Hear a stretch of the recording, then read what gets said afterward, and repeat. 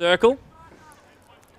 Just having a look to see who's gone to our man Spitzy in the deep in the forward line for the Wodonga Bulldogs. I just can't quite see that far there. Bobby J, you're going to have to buy your own binoculars, my friend. Oh, well, they're not coming to the party, are they, Bushnell? No, they aren't. They aren't indeed. Jack Elliott with a great ruck tap to Ainsworth, who was wrapped up straight away. Bobby J it's with Brad you. Ryan. Brad Ryan's gone to Spiteri. I like that move, considering he is their best defender on the dangerous forward. Here's Matt Wilson, high up and under, that bounces right on the boundary line and stays in, goes out of the field of play. So we've gone around a minute, and we've had a pretty average start here in the first quarter for A-grade Oars and Batteries. Maxi Finlay doesn't look like he's got a job at this stage, so he might be freelance today, Maxi, for a change in a long time. So look at Winky trying to sort out that GoPro. Oh, He's got Lord. absolute no hope, does our man Dawson. You just keep calling the footy, Blake. Zach Fraser goes on to the smooth-moving left footer of Will Reinhold. Back inside today. Kick to the danger spot, looking for Lock Howe, who's resting forward. First game of footy in a year for Lock Howe. That's in the senior lineup. Has played a few secondary games. Here's Cassidy. Inboard hand pass to Wilson. Look at the maroon wave running forward. Inside forward 50 they go. Jet Cassidy takes the bounce, steadies and hits the post. Hits the post. That would have been some team goal from the Wodonga Bulldogs. They move to one behind. Yarrawonga yet to score. First term for A-grade Oars and Batteries. yeah, there was a lot going inside young Jet's head there, wasn't it? He just needed to cool it, have a nice set shot at goal, and that was a shot at goal that he hit 9 out of 10. So here's Fraser. On to Dan Howe. They're going inside 50. Yarrawonga looking for his brother Lockie sliding down low. Good defence from Wodonga. Bailey Fronfelder, the rewarder, snapping and missing. Vacant goal square. So both sides having pot shots. 2 minutes played for Club Moala. This game has started at a frantic pace, Bobby J. Yeah, that's exactly right. One thing that Basil didn't get last week was early touches. So for him to get a nice early touch and a shot on goal, that's going to do his confidence a world of good. So kick-in duties from the Dogs. Here's Hymus, looping hand pass over the top to Ainsworth, who was tackled strongly by Jakes, and he did not dispose of it correctly. A loopy handball, wasn't it, Blake? Yep, it was indeed. So Archie Jakes, the recipient of a holding the ball free kick for Yarrawonga, goes short to Fraser. Tied up against the paint. Inboard kicks a beauty. In towards the corridor. Cam Wilson marks, ignores the hand pass to Will Reinhold. He's going to load up here into the pocket. Bailey Fronfelder, right side of the football, out the back. He fumbles it over the line for a boundary throw in deep in Yarrawonga attack. How's young Archie Jakes has been wearing the number 4, and Will Reinhold comes in and says, I'll take that, young fella, and he's been pushed out to the 15, Bobby. Yeah, I'm not sure I like that, but anyway, that's okay. You've got to know your place, young fella. Boundary throw in. He's going to have plenty. He's going to have a massive future at the footy club. He certainly is. It's a shallow one. Lockie Howe grabs it out of the ruck, goes by hand to Willie Wheeler. Does he keep the footy in, snapping across down the boundary line? He does, but it bounces across, and they avoid an out in the bound on the full free kick. And another boundary throw in, deep in attack here for Yarrawonga. A metre from the behind post. So a point each here in this first quarter for A-grade Oars and Batteries. 3.5 played for Club Moala. Lockie Howard, deft tap down to Fraser. Inboard hand pass to Wheeler. Left foot across the body. Dribbles and dribbles.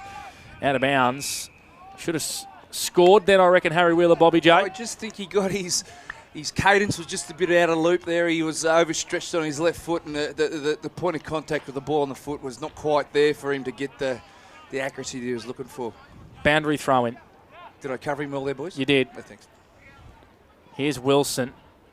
Looking for Fraser. Fronfelder over the footy. Whale Nugent ripped off it. Sack Fraser. Keeps it along the ground and dribbles through for a goal.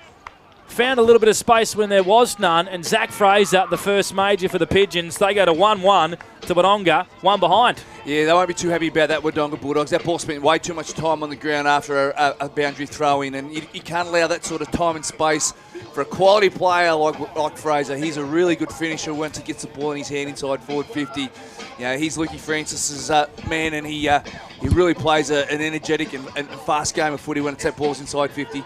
He certainly does. He's already had 5 touches in this clash, Bobby J. What are we? We're about 8 minutes into this. 5 minutes. 5 minutes into this first term. So he started this one like a house on fire, young Zachy Fraser. We move the ball back into the middle as Penn is just doing a little bit of maintenance work on the GoPro that The old passion fingers Winky over there couldn't fix. He wanted it up too high, Bobby. I couldn't reach. No, he couldn't. He had to use a stool that our man David Wink. It's only 5 foot off the ground. He still couldn't reach it. So a hot start here. Played 5 minutes for Club Mulwala. Zach Fraser with the first goal here at the JCLO Oval. Cohen Ainsworth spending time in the guts. Good hand pass to Thompson. His hand pass asked a lot of Greenhill. He went by hand as well. Good link-up play from the Dogs. We've said that all year. Matt Wilson's kick to Spiteri was a beauty. Non-preferred from Matty Wilson into Spiteri. And Noah, who is good from this distance, will kick 50. Slide angle. He plays on. That's going all the way from Noah Spiteri. Oh. No, it's not. It's just bouncing on the last line. And it's through for a minor score. Wodonga 2 behind. Yarrawonga 1-1-7. 6 played. First term for A-grade Oars and Batteries. I reckon that Breeze had a fair bit to play with up in there, Panda. That held up significantly from where we were seeing. That was through for all money, and it just held up on the line. It certainly did. So Bobby J was down there on the boundary before, said it was probably a goal or two, Breeze. Here's Dan Howe on the far wing. Kick on the instep, bounces in front of his intended target, Finlay at half forward. Off a step, Wilson goes into the pocket, looking for Charlie McKenna. Bit of work to do, missed his teammate by hand. Fraser put his head over the footy with courage. Finlay went with the one hand, Jason Ackermanis style. Gets a little grubber kick onto McKimmy. Left foot kick. Finds Greenhill for the Dogs. And here's the run and carry from their captain off half back. Charlie Morrison. Kick, though, to 2 Pigeons. Not a great one. And here's Ryan winning the football across the broadcast wing here for Yarrawonga. McKimmy with a little shake and bake. Down the line, good kick to Wheeler. His kick is just going to bounce out of bounds on the full.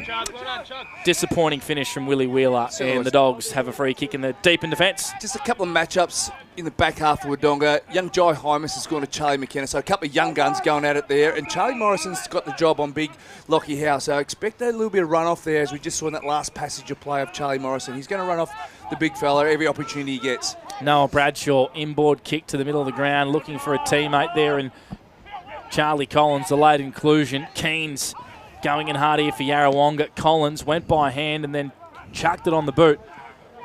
But it goes as far as Brad Ryan from Yarrawonga. Good link-up play. Wilson off a step to the far wing. It's a beautiful kick. It opens up some options here. Finlay marks for Yarrawonga. Lead comes from McKenna. That's ignored. The kick is a shocker. It's turned over by Jet Cassidy and the Dogs in the middle of the ground. Goes by hand to Bradshaw, runs into trouble and just palms off Reinhold.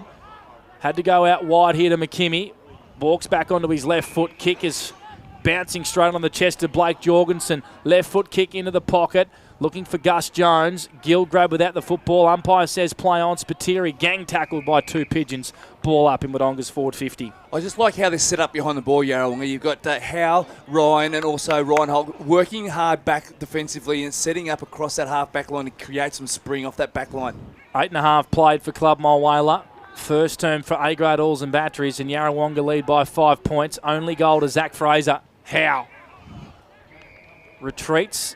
Inboard to Cam Wilson. How many for him now, Winky? That's number 6 for Cam. Started this one like a house on fire like last week. Absolutely. Hit the nail on the head there, Winky. They're switched to ball here to Blake Keynes. The lizard who's turned it over.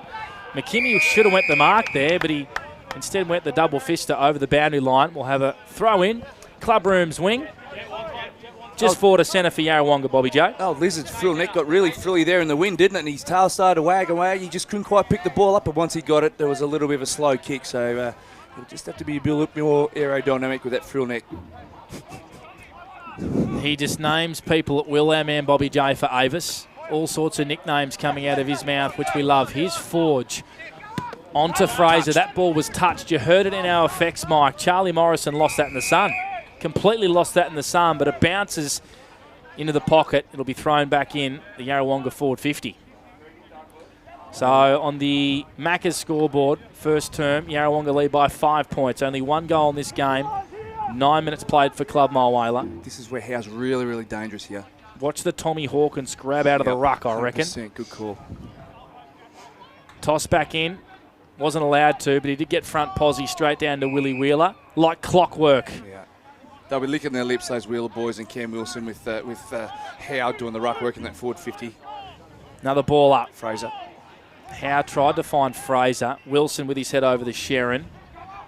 Jorgensen put a work to do in defence. It's a free kick here, and the advantage has been paid. The kick from Jorgensen looking for his brother Blake wasn't all that great. McKimmie tackled by Finlay. Howe's down. Dan Howe's down, Bobby J. He's getting pulled up. Ooh, he's proppy on that left knee. He can't put much weight on that left knee at all, Dan Howe, as he's trying to exit this stoppage. That's a story. Watch this here in the first quarter. Fraser tackled, went by hand to Wilson, got one around the chops. Umpire said play on. Horrigan trying to get his first touch in O&M senior footy. Jack O'Sullivan with the calmness. Clears defence for Wodonga on centre wing. Good fist from Xavier Mitchell. Colliding there was Wilson and Cokill, and Matt Wilson's come off second best here for the Dogs. Another ball up to the right of the centre square. And Matt Wilson ground, and Lockie Howe coming off Bobby J. Yeah. Dan Howe, is it? Not Dan Hill. Matt Wilson looks like he's got a little corky, I reckon. Collided with Cokill as Willie Wheeler breaks away from the stoppage. Looking for Lockie Howe deep forward. Ball hits the deck. They pile on Pencil Howe. We'll have a ball up 48 from Yarrawonga goals. Holding on to a 5-point lead, the Pigeons. 1-1-7, playing Wodonga 2 behinds. First term for A-grade oils and batteries. Winky, some quick 40 winkers. Yarrawonga 7 inside 50s already this term. Wodonga only the 2. Lockie Howe grabs it out of the ruck. Across the body, into the pocket. It floats. Out of bounds on the full or a mark. Dan Howe's gone straight into the change rooms, Panda. That's out of bounds on the full or a mark. That was not juggled over the line. So the umpire's called a boundary throw in here as the Wodonga defender has marked this footy. For Pete's sake. Either out of play or a mark. Yep, good decision made by the umpires here. Really good decision. It's a free kick here to the Dogs. They pump it out of defence. Charlie Morrison just right position, takes the mark onto Jorgensen. Jack O'Sullivan with the ball sit for him. He fumbles and then tries to get a hand pass away as he was getting harassed by Horrigan and also Mitchell. Ball up centre wing. Lots of players around this footy. Yarrawonga 7, leading Wodonga 2. Just a little bit of touch there from Jack O'Sullivan. He got that clean there away and running into an open forward 50. Cam Wilson just got a hand pass out. He was getting tackled, close to being caught holding the ball. Another ball up in the same spot. Through centre wing. He's literally everywhere, Cam Wilson. He's everywhere. The bottom, the top, outside, inside, he's everywhere. Look at the leap from Cokill. Completely missed the Sharon, and Cam Wilson gets ragdolled by Jack Thompson. It won't stop him, mate. It won't stop. He's a gun. He is a star, is Cam Wilson. Be up there in Yarrawonga's best and fairest again. So consistent. Harry Wheeler spinning out of traffic. Dumps one to half forward, looking for Lockie Howe. Caught out the back of the contest. Charlie McKenna swooping on the footy. Jai Hymas trickles the ball over the line. We'll have a boundary throw in. 50 around from Yarrawonga goal. They lead 1-1-7 to Wodonga 2 behinds on the Club My Way the scoreboard. We've gone 13 minutes, Winky. Matt Wilson back on the ground too for the Wodonga Bulldogs. How many's he had, Wink? He's had the 2. Wonder if he's getting a little bit of work into him. Oh, look at the fend-off from Bradshaw, straight to the throat of Harry Wheeler. That was high. Not sure how the umpire picked up on that one. He goes out wide as Isaac Cassidy's pushed off the footy by big Will Reinhold. Dusty Martin, eat your heart out. Boundary throw in far side. Yeah, I played with his uncle, Uncle Coco. He was good for those fends off as well. He was a big, strong unit as well. And is that Darren? Darren, yeah. And Noddy's chip off the old block as well. They're big boys, those Bradshaw fellas, and they're all strong. All strong. Tell you what, I felt that fend off from up here in the box. Yeah, we're weak. We're not very strong, Blake. There is Bradshaw getting tackled by Cam Wilson. You're not getting out of that one, Noah. I reckon Winky could palm you and I off. I've palmed Blake off. I reckon I've done it before, Bob. Back in the under-12s. You love that. Back in the under-12s when Winky was running around kneecapping blokes for the Raiders. Jorgensen, good kick down the line, finds Gus Jones. Second senior game of footy for the year. Goes down the line, good-looking kick, looking for a teammate there in Cooper Garoni. Definitely the older brother of Hudson. Here's Yarrawonga winning the footy back across half-back. They come to the broadcast wing. Finlay onto Archie Jakes. He's going to want that left foot. That is a dainty, beautiful little kick. Finds Mitchell. Trying to open up the corridor at every occasion here, Yarrawonga. Forge has it now. In between the centre square and centre circle. Goes out wide to Fraser. Now they're inside their attacking half of the ground. Kick is a beauty towards Fronfelder. Just dropped the mark at the last minute. McKimmie's kick's turned over. Horrigan has the footy for Yarrawonga. First touch for him's a good one. On to Wilson. Dump ball to half forward. Lockie Howe trying to mark the ball. Not able to. Wilson has Harry Wheeler trudging after the football, who's now tackled from behind by Jorgensen. And the umpire says, I'll have it. Yeah, the Wheelers are everywhere as well, aren't they? They're really putting some time and effort into Matty Wilson and Jack O'Sullivan around the ball, around the stoppages. So they're back at it, the Wheeler brothers. I think they're a better unit when they're playing together, Yarrawonga. A third stoppage inside forward 50 for Yarrawonga, but it's a push in the back. It's going to be a free kick here to Noah Bradshaw. It's had a great year for the Dogs off half-back. Goes long down the far wing. Jorgensen in a 1-on-3. Not a great option. Cam Wilson completely dropped the football. Good tackle by Isaac Cassidy, and they have to get some players inside their own attacking half of the ground here, Wodonga. They've all flooded up to defend the footy. Kick is a shocker. Bending down low here is Jet Cassidy, was agile, gives it back to his brother, trying to get around a tackler. His kick was smothered. Jet regains the footy, goes into the pocket, turned over to Brad Ryan. And Yarrawonga win the footy back deep in defence. They lead 1-1-7 to Wodonga, 2 behinds. We've played 16 minutes for Club Mulwala. Only 1 goal in this game, Bobby J. Yeah, you're exactly right. We're just having a look at Max Finlay and what he's doing. I think he's just got a bit of a loose checking role with Matt Wilson, but it looks as though he's sort of playing across half forward, Winky. It does. He just seems to be going to him at stoppages every now and then. Whether it's a full tag or not, we'll keep an eye on it. Yep. Tom McKimmie with the ball now for Yarrawonga. On the club room's wing, our broadcast side, McKimmie's kick is really wide. It is picture perfect, though. Onto the lap of Bailey Fronfelder. He goes inside 50 with a penetrating kick. It wasn't to the advantage of McKenna.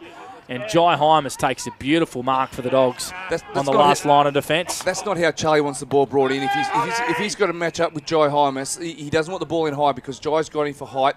And as we've just seen there, he read the ball beautifully and took the mark overhead. He wants the ball out in front so he can have a run and a jump at it. It was a Mawson's concrete mark of the day. As Noah Spiteri has the ball tied up against the boundary, far side. Kick didn't go very high. Almost landed in the lap of Cooper Garoni on hands and knees. Gets a little possession out to Jones. Down the line to Gill.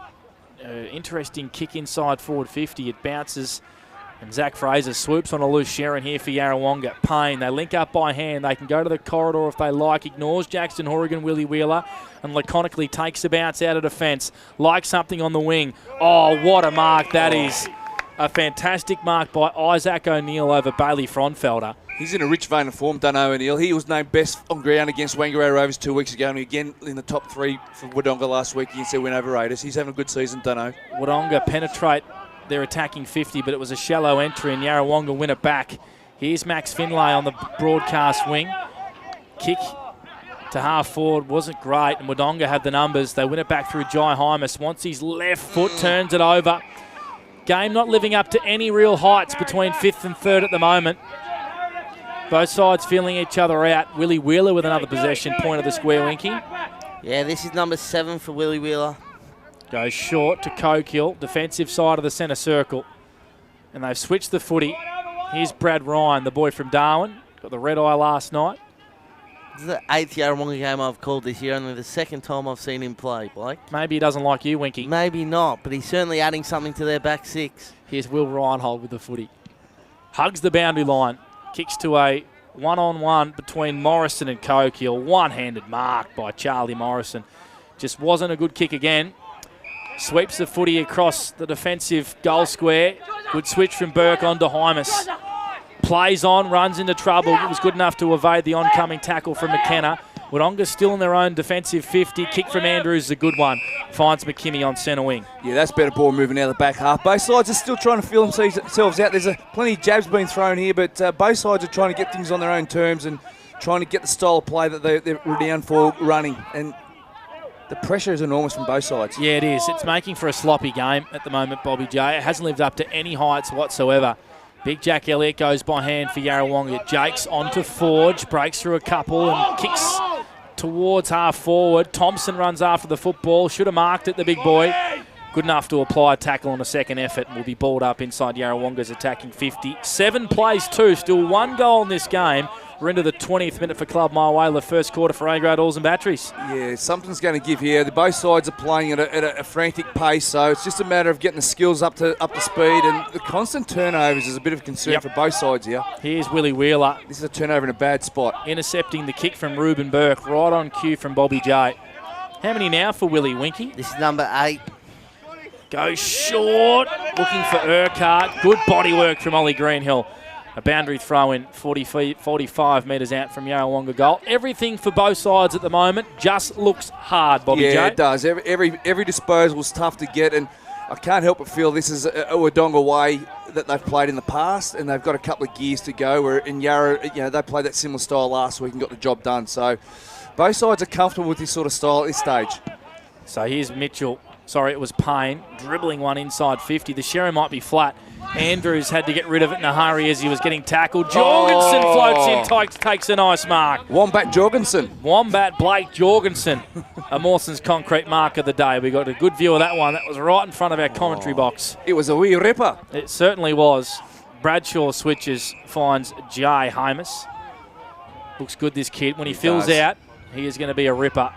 He already is. Goes by hand to Charlie Morrison. Hugging the boundary line on the far side. Good fist from Reinhold as Charlie Collins was about to mark the footy. Boundary throw in far side. We might go to Winky for some 40 winks. We've had 18 inside 50s across this game. Only the one goal, Bobby J. So the pressure has been enormous from both sides, and the defensive end standing up for both sides. Might go around the ground soon for Everton Farm Supplies. Give us the closest game, can you please, Bobby J, at the moment? I will do. Oh, North Albury are at 1 point up on Murderford Saints. They're 19-18. Cora Rutherglen a goal in front of Wangaratta Magpies. So we've got a couple of doozies. All right, we'll get back to you soon with some more scores. As Cassidy marks on the far wing. This is Jet. 15-metre kick finding Matt Wilson in the blue boots today.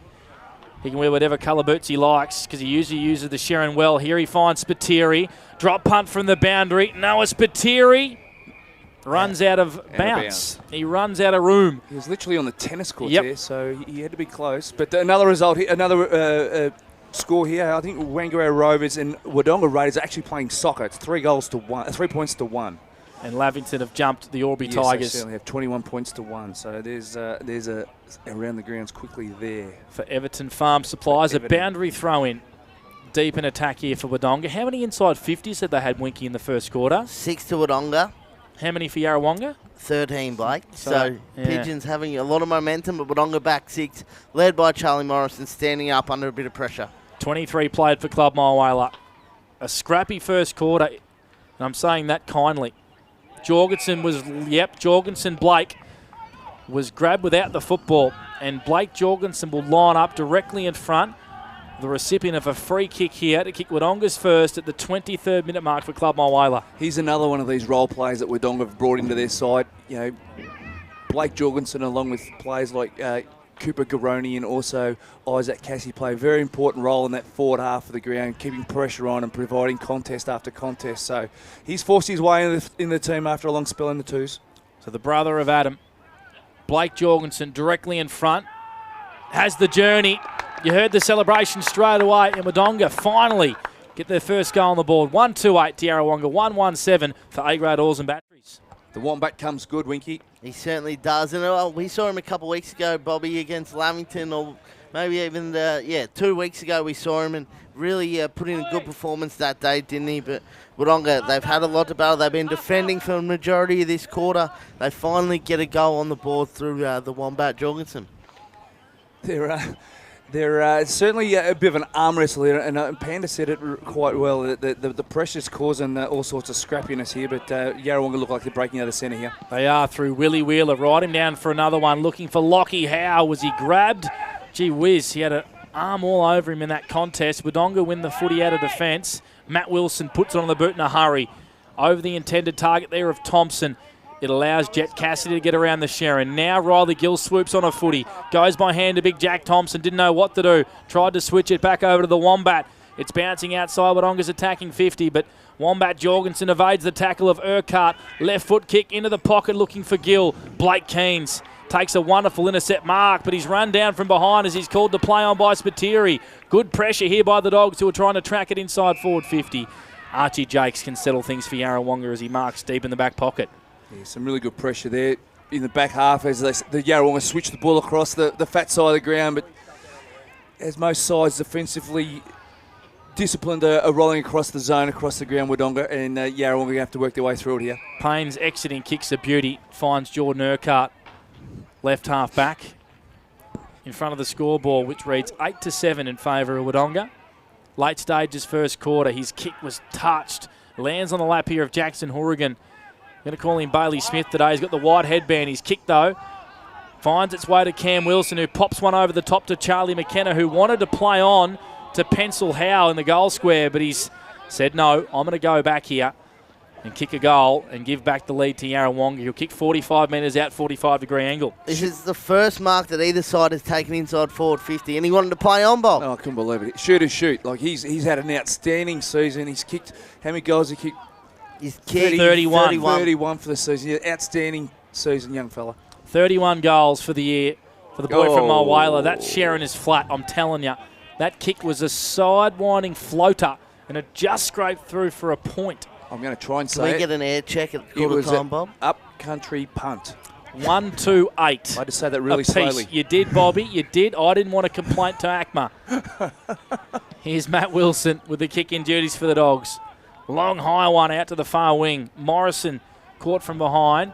Went with the fists. McKenna for the Pigeons. Swoops on the footy. Oh. Willie Wheeler has tackled beautifully. Had the arm pinned by Adam Jorgensen. As the siren sounds to end a pretty ordinary opening quarter in the 5th versus 3rd matchup here at the JC Low Oval. Scores are locked at 1-2-8 apiece. Yarrawonga 8, the Dogs 8. Stay with us. Our quarter-time wrap-up on the other side of this. It's O&M Live, Yarrawonga taking on the Dogs. And on O&M Live, you will not miss a thing. Clear. Well, that was ordinary. Stinky, wasn't it, boys? Yep. Stinky, of the highest order.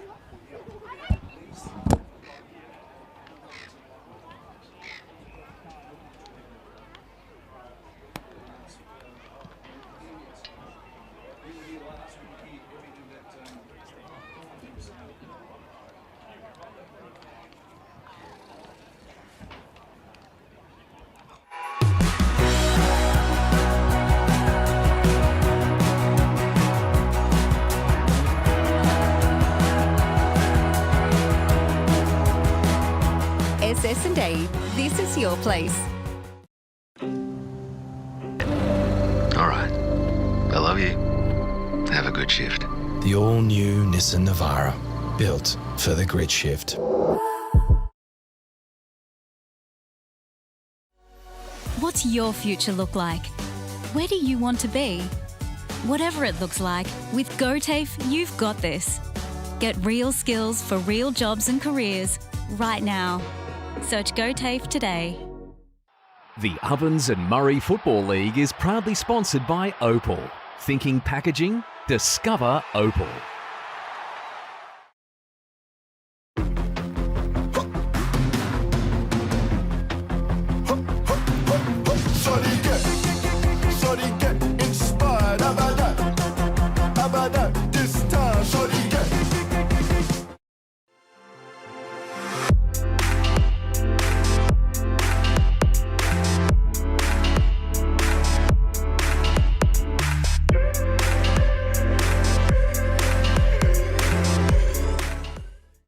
Explore where your new home begins. Discover our designs. Discover local land. Discover what's possible. Visit Sundancer Homes' new sales centre and showroom at 482 Kiowa Street, Albury.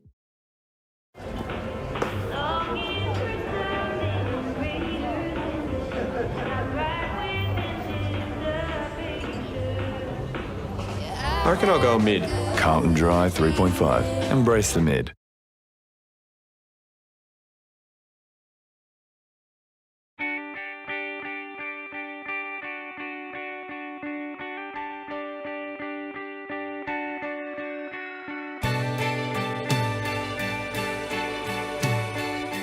No one celebrates life like you do.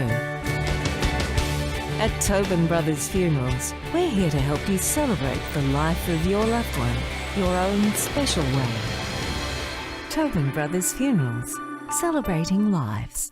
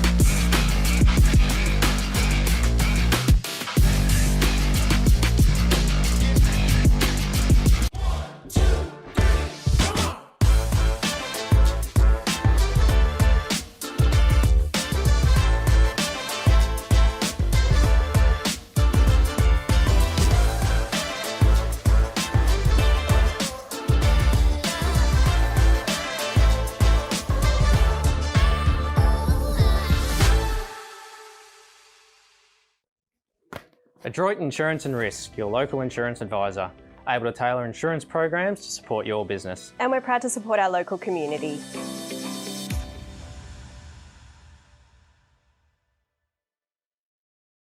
This goes out to all the athletes, the fitness buffs, and the huff and puffs. On your marks, get set. Find your perfect fit at the athlete's foot.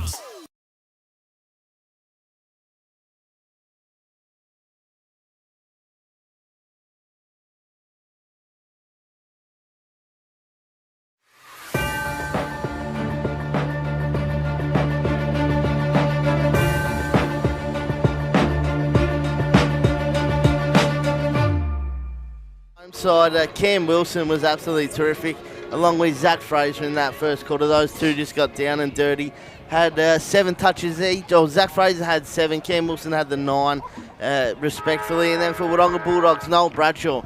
And not only did he do a Dusty Martin fend off, but I thought his use by foot was really good. He had the 7 touches for the Wodonga Bulldogs. We'll head to Bobby J, who's going to have a quick word, I think, with Michael Gibbons, one of the assistant coaches from just Yarrawonga. Got Gibbo giving young Zach Fraser a last piece of instructions, but I'll just grab Gibbo when he comes. Yeah. He's a handy player to work with, that young fella, mate. He's got some ability. Phrase. Yeah, he's very inquisitive too, which is really good. Always good to be able to coach them blokes. Bit of a scrappy game between the arcs, wasn't it? Really, both sides trying to fill each other out early doors, and it didn't make a good spectacle. But it's good to see that both sides just trying to work each other out and trying to work your way through it. Yeah, it's a tough one with these blokes. They like to get a lot of numbers back. So even the boys just said, you look up and they just feel like that's what they want to springboard from. So. Pick the eyes to it a bit. It might be a bit of a nightmare game for the spectators to watch in the end, but, mate, however we get the 4 points, we'll take it. It's not keeping our man Panda happy, that's for sure. No, he's written me off anyway. Nothing keeps him happy, Gibbo. No, that wasn't me who read him off. You go and tell Gibbo right now that was Gus McLeod. Yeah, no, I've never argued with Gibbo. I've never won an argument with Gibbo over the years I've known him, mate. I'll text him after the game and I'll remind him that was Gus McLeod. That was not me at all who wrote him off. So the tunes getting pumped here at the JC Low Oval. What do you think of the tunes, Panda? Look, I don't mind them right now, and that's where they can stay. Okay. So sun shining here at the JC Low Oval. We'll go around the grounds quickly as the spectators are getting off the ground here. Quarter time in the Ovens and Murray. Myrtleford 22, North Albury 19. Magpies over Corowa 28-21. The Rovers lead the Raiders 9-7, so that is a real grind at the moment. And Lavington leading Albury 21-1. All thanks to Everton Farm Supplies. We're underway here in the second quarter. All thanks to Jacob Hino. We've got a whistle and a free kick here. And it's going to go the way of Adam Jorgensen, is it? No, Noah Bradshaw. Jorgensen a little slow to get up from that tackle. So Bradshaw, Noah, plays on straight away, pumps it inside attacking 50. From behind, Garoni got 2 ends to her. That was Cooper. Tommy Gorman tries to claim a mark. Not buying that one, Tommy. Umpire says, I'll have it. Deep in attack for the Dogs. He looks at home in their back 50, doesn't he, Tommy Gorman? He really made that his own. Certainly does. Bradshaw was tackled without it. Good tackle applied by Wheeler on Jack O'Sullivan. 2 Seymour teammates back in the day. And Wheeler wins a free kick for holding the ball. Good luck getting out of a Wheeler tackle. Oh, yep. He goes short to McKimmie. Still in defensive 50. Goes short to Elliott. This is Big Jack. Has a handball pass receive. It's Blake Keynes. Jack Elliott on the non-preferred. Goes short to Reinhold. Left half back. He's getting called to move on now. High one down the line. Big pack of players form. Good mark from Pencil Howe. That's Big Lockie, who swings around on the right. Sees a player running back to goal. It's McKenna. Perfect kick from Lockie Howe. And Charlie McKenna will line up for his 32nd goal of the year deep in the pocket. That was a great contested mark by Big Howe, and then to roll onto his right foot, and the skills of a big man was centimetre perfect, and he weighted it beautifully. And Charlie McKenna's running pattern there was fantastic. He just got Jai Hymas on the hop, and the kick was absolutely perfect, and there's nothing much Jai Hymas could do about that. And this guy is a sharpshooter. You know, his last kick at goal wasn't a perfect reflection of that, but he's a real quality player. So here's Charlie McKenna. Goes with a drop punt in the end, and he sprayed it out of bounds on the full. Jeez, I missed him, haven't I? I remember he went with a snap last week against North Albury and hit the belly of the ball, so maybe that was in the back of his mind. But stop making excuses for these Bucks, Panda. Yeah, well, I'm trying to be nice. He did not trouble the scorers, did Charlie? No. Out of bounds on the full. We've gone 2 minutes, second term for Jacob Hino. Oh, the kick out of defence from the Dogs had to be perfect. It's not. It's turned over. Here's Willie Wheeler, who can settle with a drop punt and finish, and I reckon he's kicked it out in the full. My Lord. He has kicked it out on the full. The Morris medalist, under no pressure, from 30 metres out, tight angle, has kicked it out in the full. That wind picked up down there, Bob, at quarter time. Did you feel the Sharon, Bobby? I felt the Sharon. The Sharon was okay. Not that I touched it a lot when I played, but the ball that I felt at training when I trained, it felt similar. Well, that's all three of us. Hardly any of us touched the footy in our short careers. The kick from Charlie Morrison was a beauty to Jet Cassidy. Here's a hand pass from Bradshaw onto Big Jack Thompson, who just showed what a big ruckman's like sometimes. He fumbled the footy. Gus Jones making it look all right. Matt Wilson into Spiteri. Good fist from Brad Ryan. It was as good as a kick. It cleared defence. Jack Elliott ran into real trouble. It was a throw. Good spot. Good spot, Bobby J. And a free kick to the Dogs right in the middle of the J. Sillo Oval. Matt Wilson has it. Kick from Spiteri. Sorry, lead comes from Spiteri. That's ignored. Goes towards Garoni. Gets out the back. Gus Jones can sweep on the footy if he likes. Can go by hand onto Spiteri, who's tackled straight away by Fraser. Did not have 1 second of his own space in Noah Spiteri. Ball up 30 out from Dogs' goal. You wouldn't have expected that tackle coming from where it did. He came from the blind side and nailed him beautifully, Zach Fraser. Cooper Garoni pinged for a throw here. Good tackle by the Yarrawonga defence. They play on straight away with an advantage. Deep in their own defence. Keynes' kick is safe to Wilson. Still in his own defensive 50. He goes short to Payne. Far side, right half back. Bathed in sunshine. Payne's kick's really ordinary, and he's turned it over. Bradshaw now reloads into the pocket for the Dogs. They come from everywhere. Out the back, Cooper Garoni got grabbed high. He just got grabbed high. The tackle slipped, and Cooper, the older brother of Hudson, will line up 25 out. Almost directly in front. He certainly is. He's been one of those role plays that we spoke about earlier in the first quarter. He's come into the side and really played a role across that half-forward line, and he got his dues last week with 4 goals. But that free kick was there. He was falling over as he got the footy, and there was nothing much that the defender could do. And it was an innocuous high free kick, but it was certainly there. So he cemented his spot in the senior lineup, has Cooper Garoni. 7 goals for the year, 4 last week, and he has missed. He has missed from a very slight angle, 20 out. And it's summing up this game at the moment. It's got that feel about it. Yep, it's got a real stinky feel. 139 to 128. Will Reinhold's kick hugs the boundary line. It trickles over the line out of play off hands from Charlie McKenna. We'll go to Winky for 40 winks. It's got a real 5 goals. It's a stench. 5 goals, 16 versus 6 goals, 25. Stay with us, though. What do you got, Winky? Well, Wodonga are trying. They've had 4 inside 50s already in 5 minutes. They had 8 for the first quarter alone. So at least they're trying to get some momentum going. Jack Elliott just got good body work early on Thompson. Got a clearing kick out of the stoppage. It bounced over his teammate, though. Jack O'Sullivan was there to be the recipient. Wilson goes by hand to Gill. They're retreating laterally a lot here, and even defensively are the Dogs. Kick was smothered from Ruben Burke.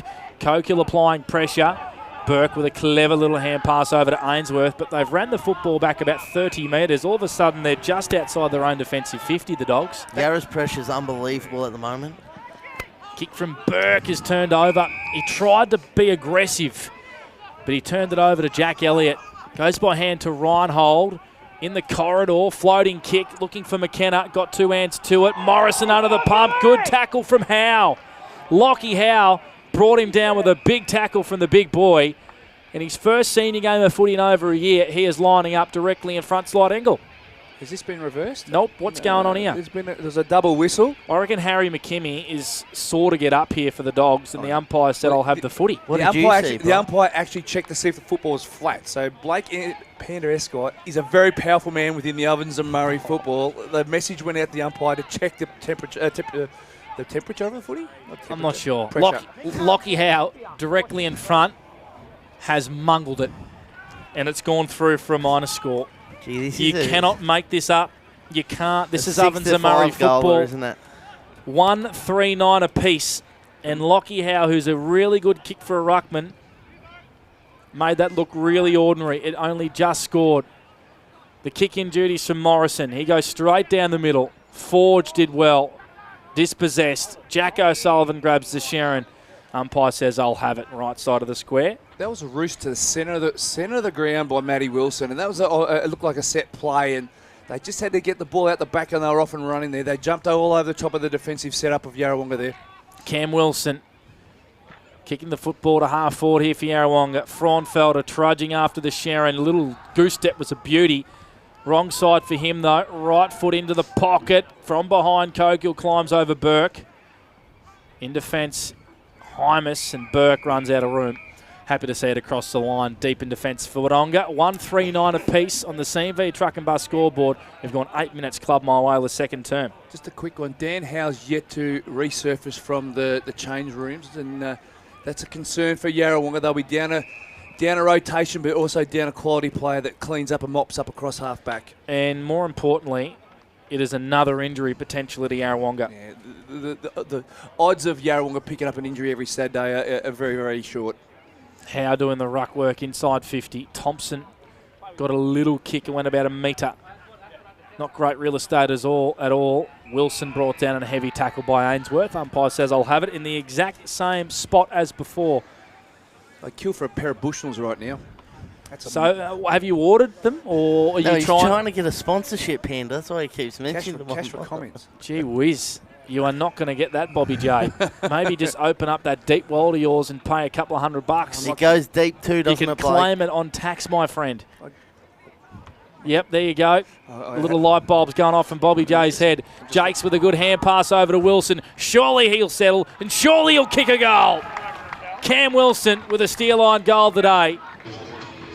Good advantage from the stoppage. He settled with a drop punt on the run, and Yarrawonga have their second. 2-3, playing 1-3 for CMV Truck and Bus. It takes an absolute quality player like Cam Wilson, who's on top of his game at the moment, to really start to turn this game around and get some quality possessions. And he got some space, got some time, and he nailed it.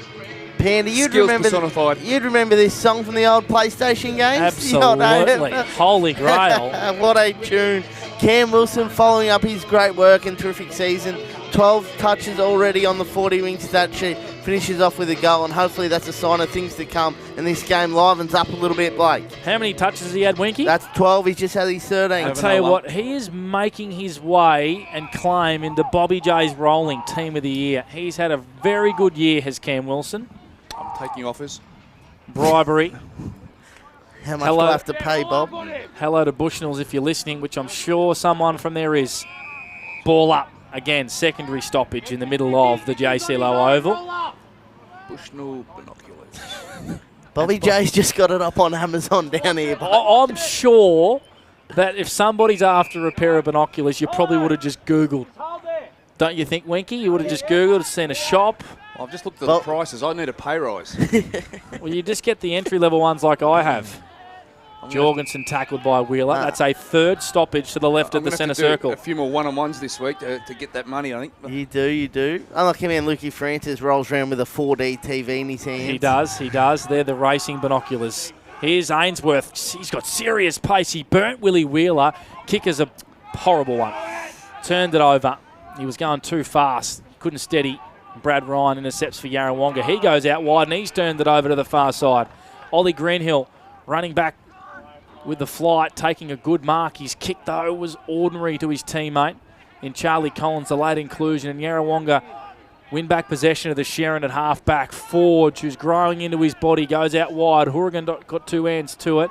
Greenhill has the advantage here on Finlay. He's tackled by Jakes, and Finlay now wins the football back for Yarrawonga. The kick gets out the backside of the contest here. McKenna, beautiful overlapping hand pass to Bailey Fronfelder. Had to get rid of it in a nick of time. He was getting tackled by Hymas. Fraser now onto Fronfelder. They've worked the football to a dangerous position here, Yarrawonga. Morrison doing some real defending here for Wodonga. Burke applies a tackle on Urquhart. And we'll have a ball up in the pocket here for the Yarrawonga Pigeons. There's some real on the edge of the attack there between McKenna and Fraunfelder. And once you're on the edge, you're going to run into Charlie Morrison sooner or later, and he cleaned up that beautifully, knowing that there was going to be a chance there with those two boys doing what they do. They live on the edge. They're flighty players, and Charlie Morrison only needs a sniff to clean that up, and he did so there. That back six is holding up so well, isn't it, Bobby J? Yarrawonga's had a lot of the play inside their forward half. So there's a blood rule here. Got a couple of young bucks in Jai Hymas and Hurricane Burke, and also the experienced campaigner in Charlie Morrison. Is that Zach Fraser? Is that Lukey Francis man coming off for the blood rule? He's got a real Xavier Leslie sort of running style about him, young Fraser. It is Zach Fraser who's got some claret from the Schnosberry. So he's come off, and we'll get that sorted. Ball up. Ruben Burke tackled by Willie Wheeler. Ball up. Just outside the Pigeons 50. They lead this game by a goal. 15-9 for CMV Truck and Bus. Off a step, Urquhart goes. Matt Wilson with courage. Floats back. Takes an intercept mark, and then he's called to play on and ran himself in a little bit of trouble. Kick is a beauty. He just kicked that to the space of Jet Cassidy, who marks on centre wing. The runner is Riley Gill, who takes a bounce. Kicks it into the pocket looking for Spiteri. That's not where Spitzy wants it. He's clever enough, though, to tap it to his own advantage. And then he goes soccer style off the ground. Now he's in a little bit of trouble if he drags it in. He doesn't. Harry Wheeler just soccers it off the ground for Yarrawonga. Clears the danger momentarily, but it's coming back because Hourigan has tackled big Whale Nugent here. Certainly have his weight division there, wasn't he, young Hourigan? But he really was up to the task and got the job done. Goes by hand here to Cassidy. Oh, he put a little mayo on that. He put a serious bit of praise mayonnaise on that, did Jet Cassidy, but he's got a free kick for it down the field. Right. It was silly by Jackson Hourigan, but gee whiz, Jet Cassidy made the umpire see it. There's a little bit of soccer about that one there, wasn't there? He's emptied the whole mayonnaise bottle onto that. There was not much contact in that whatsoever, but hey, you can only go play by the umpire's whistle. Down the field free kick here. It's in the hands of Isaac Cassidy, directly in front, makes the Pigeons pay. Scores a level here again at the JCLO Oval. 2-3-15 apiece for CMV Truck and Bus, and a goal to Isaac Cassidy. But to young Jet's defence, he saw him coming and he committed to it, and he knew exactly what was happening before him. And he thought, right, I'm going to milk this as best I can because I know it's coming, and he done it to perfection. 100%. And then younger brother Isaac, I think older. Isaac goes back and puts it through the middle. He's someone that can pop up and kick a couple of goals and give them a bit of X factor, both the Cassidy brothers. So getting both involved here in the second term will make the Bulldogs coaching staff happy, Bobby. I'm just looking for a sponsor to sponsor the BJ7 quiz. I'm just looking at some Bushnells online. If anyone's interested to sponsor the quiz, it's an award-winning quiz. Just hit up the sales department at GIY. Joff from the team at Tyre Power might be able to help you out. Where's Joff? I can get him at half-time. He's probably 3-4 cans deep. Don't get him a microphone in his hand. Cam Wilson running after the Sharon as these two just have their own conversation in the background here. Just let us know if we're crossing any broadcasting lines or no, not at all. Cash for comments or anything like that. Not at all. If there's a pair of Bushnells that land in your letterbox, Bobby J, I'm going to start shooting off all my own little cash for comments as well. Ball up to the right of the centre circle. Attacking side here for Wodonga. Good tap out from Nugent. First on this, though, was Mitchell. He's tackled immediately by Blake Jorgensen, Wombat Jorgensen. Hello to our number 5 stats man, Dan Vaccaro, who is watching this from Melbourne as we speak. Just leaving us short each and every week as our man Divac. He'd be available next week, wouldn't he? No, I'm not sure, actually. Not sure. He would have been pretty happy with his Hawks last night. Yes, I was looking forward to running into Dan, actually. If we did our blind ranking, would he make the... Not sure. Adam Jorgensen inside 50 is a beauty. Beautiful penetrating kick onto the chest of Gus Jones, and Gus Jones will line up slight angle, 40 out. The Jorgensen brothers, geez, they're good by foot, aren't they? They're really clean, rolling out of contest there, Jorgie. We often say he's underrated, but I don't think he's underrated anymore. He's just a class act, and he just got that ball, and young Gus Jones, all he had to do was lead out in the space. So first game of senior footy for over a year last week. He's playing forward today. The kick looks really good. It's straight through the height a little. The Dogs have 2 on the trot, 3-3-21, playing 2-3-15 for CMV Truck and Bus. We've gone 16 minutes for Club Moala. Yeah, the word out of the kennel, they really rate this kid highly. There's a fair bit of athletic prowess about him, and I think he missed a couple of games early in the season from a monkey bite out of East Asia. Excuse me, beg your pardon? He got bitten by a monkey. Bitten by a monkey. The team sheet omitted monkey bite. Imagine seeing that in the AFL. Yep. Well, gee, I can't even follow that up, Bob. That's some great insight from you. Oh, and I didn't make it up, listeners. Well, he gets all sorts of diseases from that, so he probably did have to miss a chunk of footy, get himself right. Willie Wheeler onto his brother Harry, defensive side of the square. Good clearing kick out wide. Far wing finding Maxi Finlay. I reckon you're right about that matchup, Winky. He's gone to half back to pick up Matt Wilson. If you can get him the other way, make Matt Wilson defend, that will please Lee Williams as Finlay reloads. Swooping on this footy as Harry Wheeler tried to play for a free kick. Umpire wasn't buying it. Gang tackled by a couple of Dogs. Ball up top of the goal square for Yarrawonga. I think you nailed it there, Pan. I don't think Lee Williams minds the tagged player taking Max Finlay forward because he can hit the score. Oh, the tap from Lockie Howe onto Fraser. Clockwork from Yarrawonga. Straight out of the book that was. The kick, though, from Fraser was across the face, boundary throw-in. Is that? Oh, I was going to say, is that the third out on the full from down there this quarter from the Pigeons, but it's just bounced in? It's not out of full, mate. It's bounced before the line. Should have my Bushnell, say, Bob. You need a pair of Bushnell. Anyone out there 2 spare pairs? Sorry if you're wrong, Winky. Bobby J will just correct you instantly. Boundary throw-in, still deep in the pocket here for Yarra. Dogs have kicked the last 2. Bobby J just starting to get a little momentum back. Yeah, it's against the grain of play, that pocket, isn't the ball seems to be stuck over there a little bit, but the wind's actually blowing the opposite direction, so it doesn't really make sense. Not much does in this game at the moment. No, it doesn't. That's why we call it. Yep, correct. 21 playing 15. Dogs up here. Bradshaw, one way then the other, onto Jorgensen. Gets it back. Good hard running from Noah. Kick looking for the Wombat, Blake Jorgensen. Gill met hard by Harry Wheeler, and Riley Gill stayed down as Yarrawonga reload once again. It's a wide ball. It's not to the advantage of any forward at all. And it's a boundary throw in 30 around from Yarra goal at the 18th minute mark, second term for Jacob Hino. Yeah, young Riley Gill just introduced himself to a Wheeler brother the wrong way. So that was a heavy contact, wasn't it? I felt it from up here. The tap from out the back from Lockie Howe was a beauty. Willie Wheeler's kick is going to bring rain, almost as much as what we're going to see tomorrow, as it bounces still out of bounds in that same pocket. About a 30-metre little zone of space the ball is trapped in at the moment, Bobby J. Yeah, the Bermuda Triangle down there, isn't it? It's Panda. We just can't seem to get the ball out, and I wouldn't be surprised if it disappeared. Well, we need a new Sharon. Matt Wilson goes by hand. Hit the grass, though. Bradshaw ran onto the football, pops it over the top to Hymas. And here's where the Dogs are seriously dangerous with pace. Bradshaw's kicks a bit of a float at a half forwards. Spiteri's dangerous. He'll try and tap this to himself. That's exactly what he does. Brad Ryer right on his hammer. He's being tackled from behind. He was being harassed, was Noah Spiteri. The umpire said, boundary throw-in, deep in attack for the Dogs. Correct me if I'm wrong, Blake. Are those 2 teammates over the summer up at Pine? Certainly were. Yep, certainly were teammates. And they're playing on each other now. Boundary throw-in, 40 around from the Dogs' goal. They lead 21-15. Last 2 goals of this game for Jacob Hino.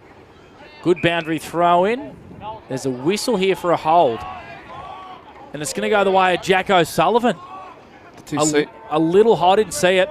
I know. No, it's Noah Bradshaw, in fact. So Noah Bradshaw is the recipient of a holding free kick in the contest. And he will line up 50 out, 45-degree angle. Yeah, he'll make the journey quite easily here. This breeze, he'll have to go to the left-hand goalpost here, Panda, and let the breeze drag it through. So Noah Bradshaw having an excellent year off halfback. Casual approach, makes good contact, and kicks a steer line goal today. Don't worry about running around for the handball received, boys. Bradshaw's gone himself. Dogs with 3 on the trot. Margin out to 12 points. Geez, his old man was a sweet kicker of the footy, and that was a nice timed kick there from outside 50 and let the breeze do the work and went through post height. Yeah, he's floating between half-back and on the ball. I think Matty Wilson himself is sort of rotating off that springboard roll off cross half-back, and they play it beautifully. And he's a hard-running midfielder. Gee whiz, he started that play all the way down the back with link-up handball through the middle of the ground and really ignites their running game. And he's a real important cog to this Bulldogs outfit. 16 disposals on the 40-wing stat sheet for Noel Bradshaw. So 4 individual goal kickers here for the Dogs. No Hudson Garoni.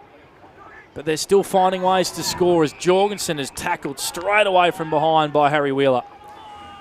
You all but put a saddle on him there, Willie Wheeler and Harry Wheeler, I'm sorry, but Jorgie, you've been tackled by those Wheeler brothers, don't you? You certainly do. You feel them at about 5 p.m. the Savo. Oh, Jack O'Sullivan was grabbed high, somehow got out of the tackle, retreated from the contest. Greenhill ekes a kick out. Oh, Jorgensen was so clever to turn his opponent inside out, but his hand pass wasn't great. Turned it over.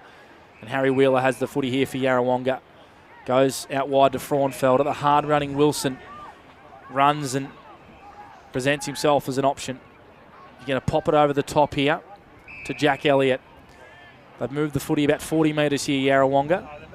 True centre wing. Far side. Inboard again to Cam Wilson. How many now, Winky? This will be number 15 for Cam. He has brought his own Sherrod. Now he's being told to move it on. Go short to Jaden Forge. Just holding onto the football here a bit, Yarrawonga. Going to go short to Cam Wilson, who's had his 3rd possession in this moment of football here. But they've all been in the same spot, haven't they, really? He's going to go short once again. This is careful build-up here to McKimmie. He's going to pop it over the top here to a teammate who's ran for him, and Jack Elliott. Kick wasn't great. Retreats back to McKimmie. Into the pocket. Lead from Fraser's a good one. And Zach Fraser has marked tight up against the paint. 50 metres out. It'd be a seriously good effort here from Zachy Fraser, far side. Yeah, the breeze isn't working for him, so this will be a nigh on impossible shot on goal for Zach Fraser, but he's got an extremely rare talent, this young man. So Fraser, tight up against the boundary. Oh, Charlie McKenna takes the mark of the year. Charlie McKenna has taken the mark of the year. That is a serious leap from Charlie. What a talent this young man is from Mulwala. He just got the ride, he just got the kick, he got the sit, and then he got a double banger and went straight up. Oh, I got all excited. Oh, wow, how good was that? I think your microphone's cut out, Bobby J. Yeah, Charlie McKenna has drilled it. A wonderful mark, finished off by a great finish, in Yarrawonga. Bite back, margin back to 6 points. Wow. We needed something, Blake, and that gives us a little bit of excitement. We know how much of a star this kid is. We've been banging on about it the last 4 weeks as the 3 of us have called the Yarrawonga Pigeons, but gee whiz, Bobby J, as you're back on action, what are your thoughts on that hang time? Yeah, that was pretty good, mate. Oh, we're cut off again. I think your mic got so excited and peaked. Bob has got too excited. His microphone's broken, Panda. It certainly is. As the ball goes back to the middle of the ground, we'll fix Bobby J's mic because you don't want to have to listen to me and Blake. So margin back to 6 points here. A seriously good mark from Charlie McKenna. That'll go well on the socials later. I can assure you of that. We might get Bobby J to swap his microphone if we can. Ball up again.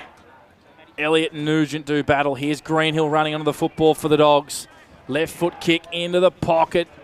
Looking for Spiteri. Brad Ryan goes after the football. Cooper Garoni went by hand to Jet Cassidy.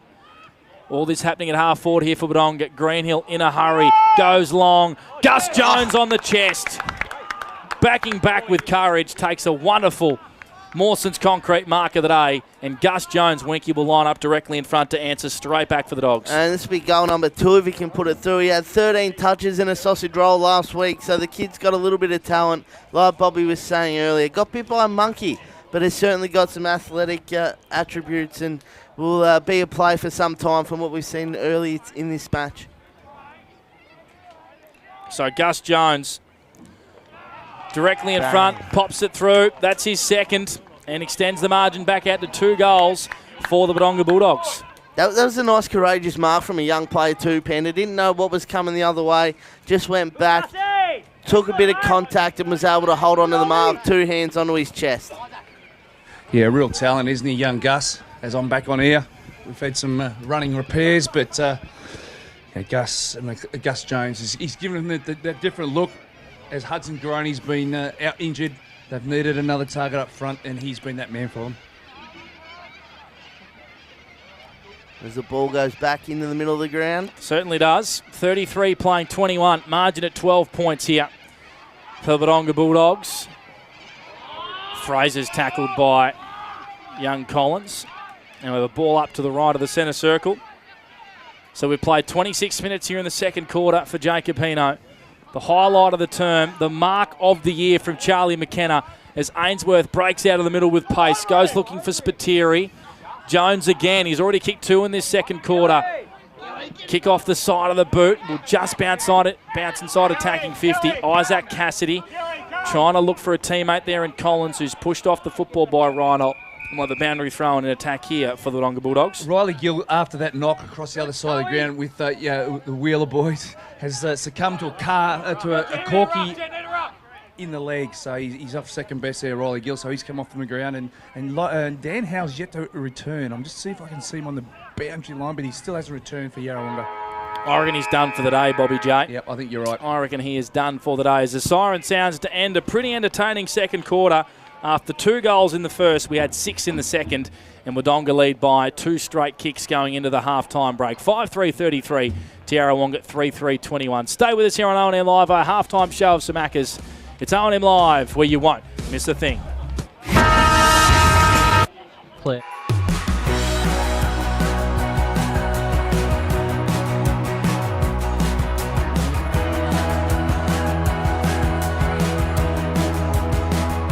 SS&A, this is your place. All right. I love you.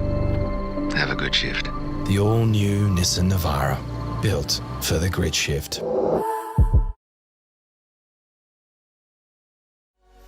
What's your future look like? Where do you want to be? Whatever it looks like, with GoTAFE, you've got this. Get real skills for real jobs and careers right now. Search GoTAFE today. The Ovens and Murray Football League is proudly sponsored by Opal. Thinking packaging? Discover Opal.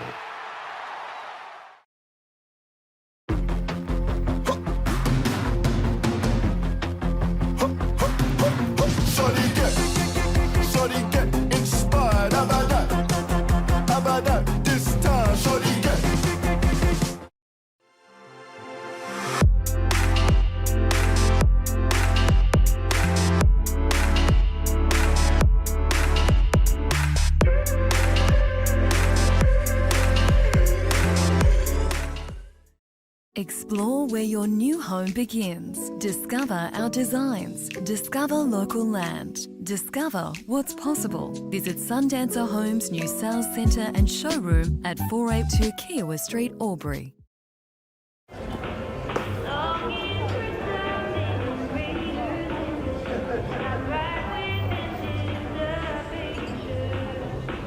I reckon I'll go mid.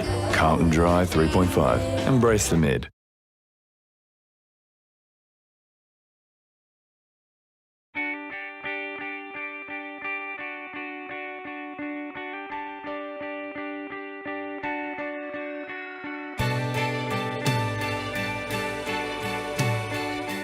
No one celebrates life like you do. At Tobin Brothers Funerals, we're here to help you celebrate the life of your loved one, your own special way.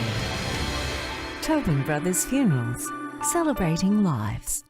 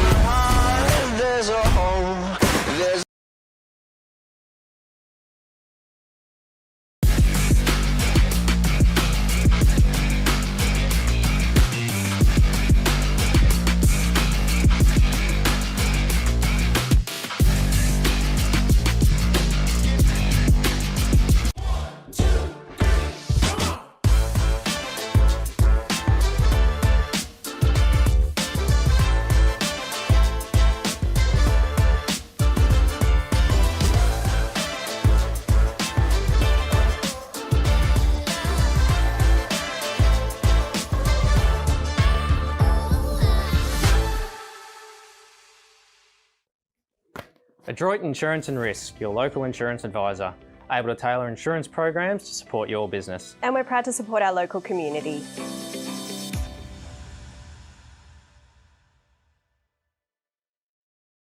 This goes out to all the athletes, the fitness buffs, and the huff and puffs.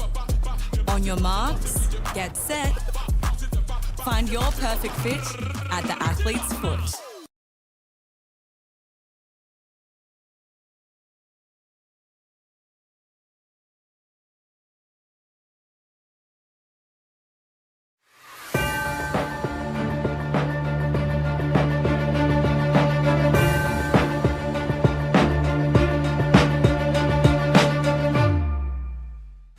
Well, welcome back to the JCLO Oval. An entertaining second quarter after a pretty dour old first has the Wodonga Bulldogs with their noses in front by 12 points here on O&M Live. Blake Penderecki with you. Bobby Jackson is back on his normal microphone. David Wink as well. And we're just going back and having a look at that Charlie McKenna mark, Bobby J. How good was that one? It was sensational. It was.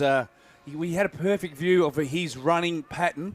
We were actually right behind him as he was running into the contest, and he launched into the middle of a pack and got a nice little sit and then a ride and then almost a double kicker, wasn't it, as you two guys on your phones looking at the replays. And nothing excites people who watch football, people at the football, and people probably playing the football than seeing Speckies. And that was a wee ripper, boys. That was the mark of the year right there. And then I'm putting down the glasses and saying, give the lad the keys. Give him the keys to the Toyota or whoever sponsors us. Yeah, that was a fantastic grab from a man who's got a serious leap, some serious talent, and showed it off there in that little moment in the second quarter. It was an absolute beauty. Winky, give us some 40-wink stats from the first half if you can, please. So Wodonga have actually dominated in the middle of the ground in the centre clearances, leading 6-2. Inside forward 50s, 22-18. Yarrawonga lead that start. 3 marks to 2 inside 50. Yarrawonga lead that one. And the intercept marks are 7-6 Yarrawonga's way. And then for the Yarrawonga Pigeons, Cam Wilson leads all comers with 16. Will Reinhold has 8. Willie Wheeler 13. And Zachy Fraser with 11. Matty Wilson with 10 for the Wodonga Bulldogs. Jack O'Sullivan with 6. Noah Bradshaw's been outstanding with 16 and a goal in the first half. And then Colin Ainsworth has 6, working his way into the game. Yeah, I think the game of Gus Jones has been pretty good in that first half, Bobby J, hasn't it? Yeah, he's really exciting. As I said towards the back end of that quarter, he's been earmarked as a player of talent down at the kennel, and he's got that athletic build. He's a 6'3" athletic type sort of fella, lightly framed, but moves really, really well. And he's got sticky fingers. And his football now is not too bad. He led into the right spots a couple of times. But mind you, if you've got a Jorgensen kick inside the forward 50, you've only got to find 2 or 3 metres of space, and it's going to be on your chest, isn't it, every time of the week. So they may have found a little bit of a stopgap until Hudson Graney comes back, or if he comes back at all. But that just gives them a different angle. If he does come back, you all of a sudden you've got 2 guys that are athletic and 6'3" in that forward 50. That gives them a different look moving forward. It certainly does. But he kicked 2 goals in that second quarter, and Wodonga have had 4 goal kickers, and it's going to be the story, isn't it? How are they going to find a winning score without Hudson Groney? But considering Noah Spiteri hasn't kicked a goal as well, I reckon that'd be a pleasing thing for Jared Twitt, Bobby J. Oh, exactly. He's playing on a quality player. Ryan's a top class player, and they played against each other in the summer, or our summer. Oh, it is our summer because it's still Australia, aren't they? Up in Darwin, and they played against each other up there, and probably had a good look at the way Noah plays his football, and Ryan's just. Cut him down brilliantly today, and mind you, the ball hasn't come in clean for Noah, but he thrives on that sort of football going into the forward 50 dirty ball, doesn't he, Winky? He does, but I think Brad Ryan's just used his body. His body work's been really good with Noah, not allowing him to get that U-turn and run back towards goal has been really important. But I mentioned in the first quarter, this is only the second time I've seen Brad Ryan play. Gee, he's impressive, isn't he, Panda? Certainly is, yeah. He's done a great job on his Pint teammate in Noah Spiteri. Of course, he went up to play in Darwin throughout the Australian summer where they play up there. So, it's fascinating how footy works these days, Bobby. It's almost like cricket franchises in a way where you can go and play football at different parts of the year and in different parts of this country, and you're playing against each other and your teammates at other times. Oh, exactly right. And particularly with the way football's played up north and we down here south, they follow the wet seasons, and you have that opportunity to be full-time football. Like Brody Filo's played near on 600 games of football by doing that, and he's made a really strong career out of it. And he's probably trailblazed for other young footballers to follow. If you love your footy, then you could play up to 10 years straight playing football if that's what you desire. But it takes a special person to be doing that 12 months of the year, because you've got to really love it, because I dare say that the grind of it could probably wear you down. But Brad Ryan, he's a quality player. He showed plenty today, hasn't he? He certainly has. Only his 8th game for the Pigeons so far this year. So I reckon they've used him really well and used him when they needed him. But I want to talk about Noel Bradshaw. Have we spoken about this guy enough throughout the year and the year that he's having? I think we have. He's been in my rolling team of the year. He's been in and out of the rolling team of the year, and probably unlucky not to have that role across half back. But he's had an outstanding. What are his numbers there on your little piece of paper? So he's down for 16 today and a goal. Before the season, he's having 26 and a half disposals. That's a pretty good season, isn't it? He floats between halfback and on ball, and he's been influential today in the minimal forward thrusts that Wodonga have had, and he creates and sparks that run from behind the footy. Absolutely, they certainly are. We might go around the grounds if we can for Everton Farm Supplies. Live scoring is down at the McNamara Reserve between Myrtleford and North Orbit. I can tell you that North Orbit having a real crack, 41-35 at half-time in that game. Wangaratta leading Corruthian 67-23. The Rovers are leading 41-16 over the Raiders, and live scoring is down at the Albury Sports Ground between Lavington and Albury. But we might jump on the other stream and have a look at that game. But if you Lee Williams, Bobby J, this game is strikingly similar to the game against the Myrtleford Alpine Saints, where they couldn't really buy a goal in that first half, and then it came alive in the third quarter. What message are you saying at halftime to your players? I'd be cut and pasting what he said at halftime that Myrtleford game, because I think from memory they come out and kicked 6 goals straight in that third quarter. Yep. Was that right? Yep. And they played some blistering football after playing a scrappy first half of football. But they've got the ability, they've got the team. It'll be interesting to see what happens, because Reinhold was supposed to be on limited managed minutes, and Dan Howe's out of action, so it'll be interesting to see how they manage the rotations on the bench from here on in. There's been a heavy workload on the Wheeler boys, and also Zach Fraser. He's done a mountain of work today, and Cam Wilson, well, we just expect him to be running on top of the ground most of the day. But both sides have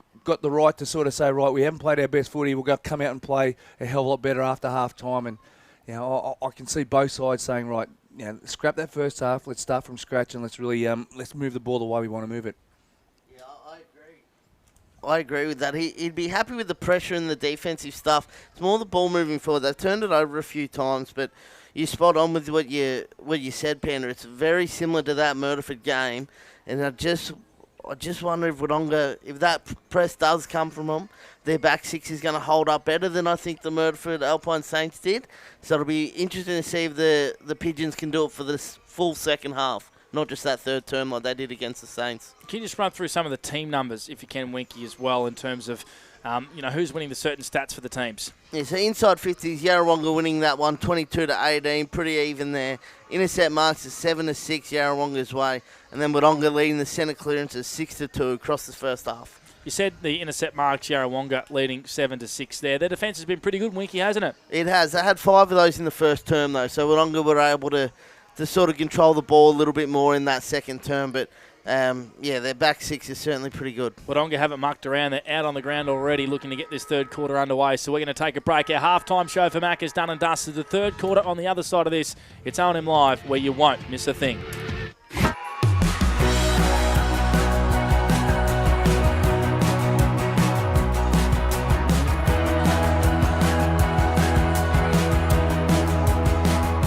SS&A, this is your place. All right. I love you. Have a good shift. The all-new Nissan Navara, built for the grid shift.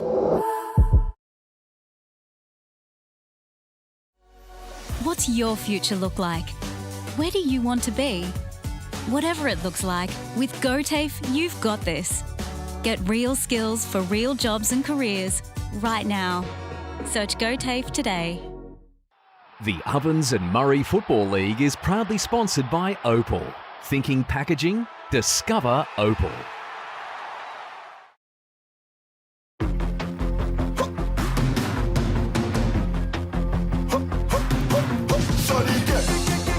shorty get inspired. How about that? How about that? This time, shorty get.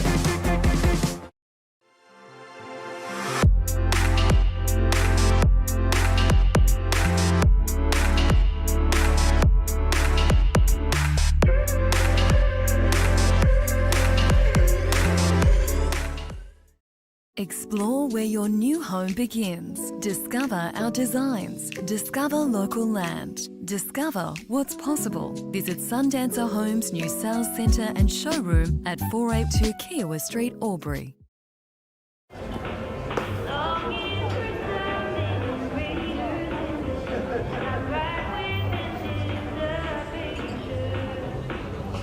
I reckon I'll go mid. Carlton Dry 3.5. Embrace the mid.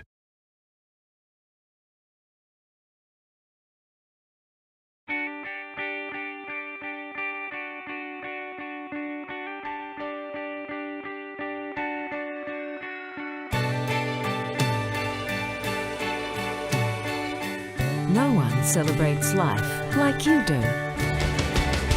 At Tobin Brothers Funerals, we're here to help you celebrate the life of your loved one, your own special way. Tobin Brothers Funerals, celebrating lives.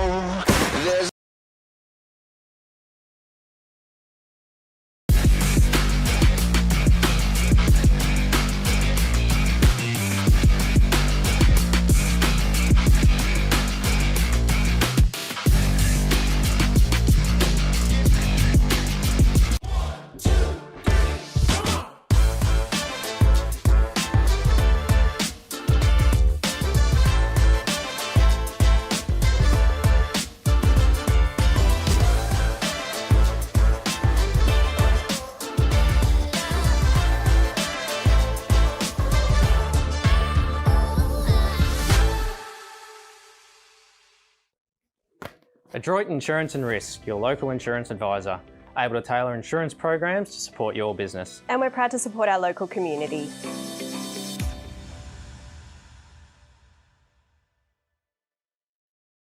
This goes out to all the athletes, the fitness buffs, and the huff and puffs. On your marks, get set. Find your perfect fit at the athlete's foot.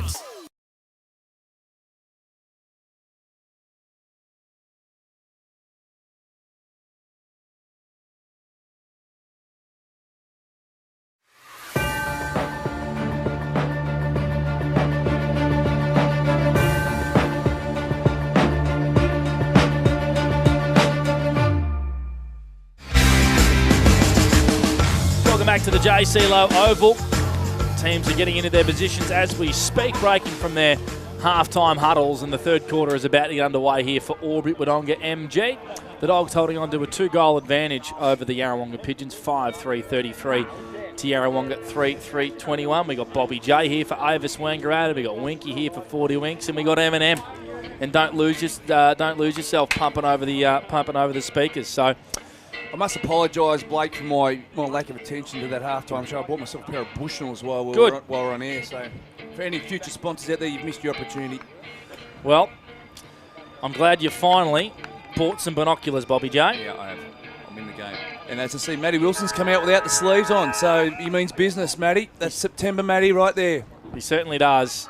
And we're underway here in the third quarter for Albury Wodonga MG, and Fraser marks in between the circle and the centre square, kicked straight down the corridor looking for McKenna. He leapt a little too early, and Charlie Morrison has the ball here for the Dogs, looking for Nugent. In fact, that was Thompson.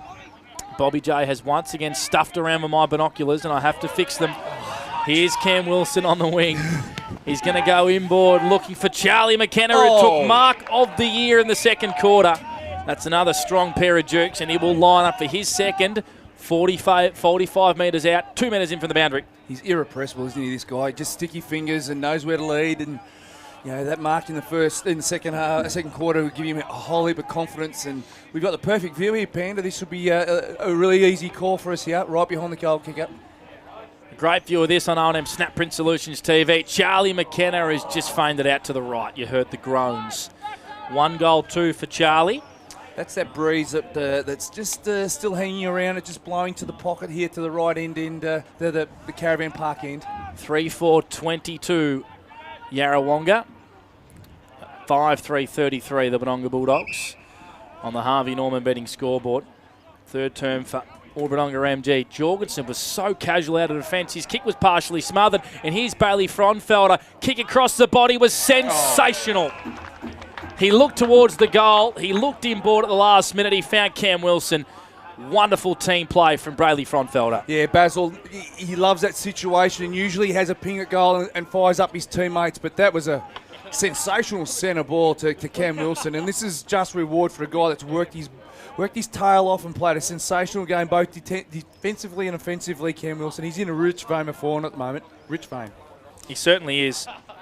Averaging 23 touches, 5 clearances.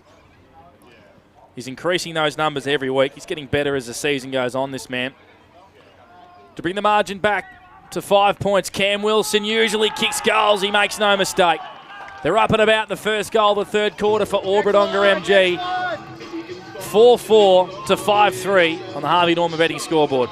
19 touches and 2 goals for our man Cam Wilson. He's a terrific warrior. You said he averages 23 disposals for the season. That is getting better and better each week. 19 already, and we've just started the third term. That's a reward. 2 shots on goal, 2 goals, and quality plays. They step up in low, skillful games like this, and he's been very much at the top of the tree today. He's been outstanding for the Pigeons.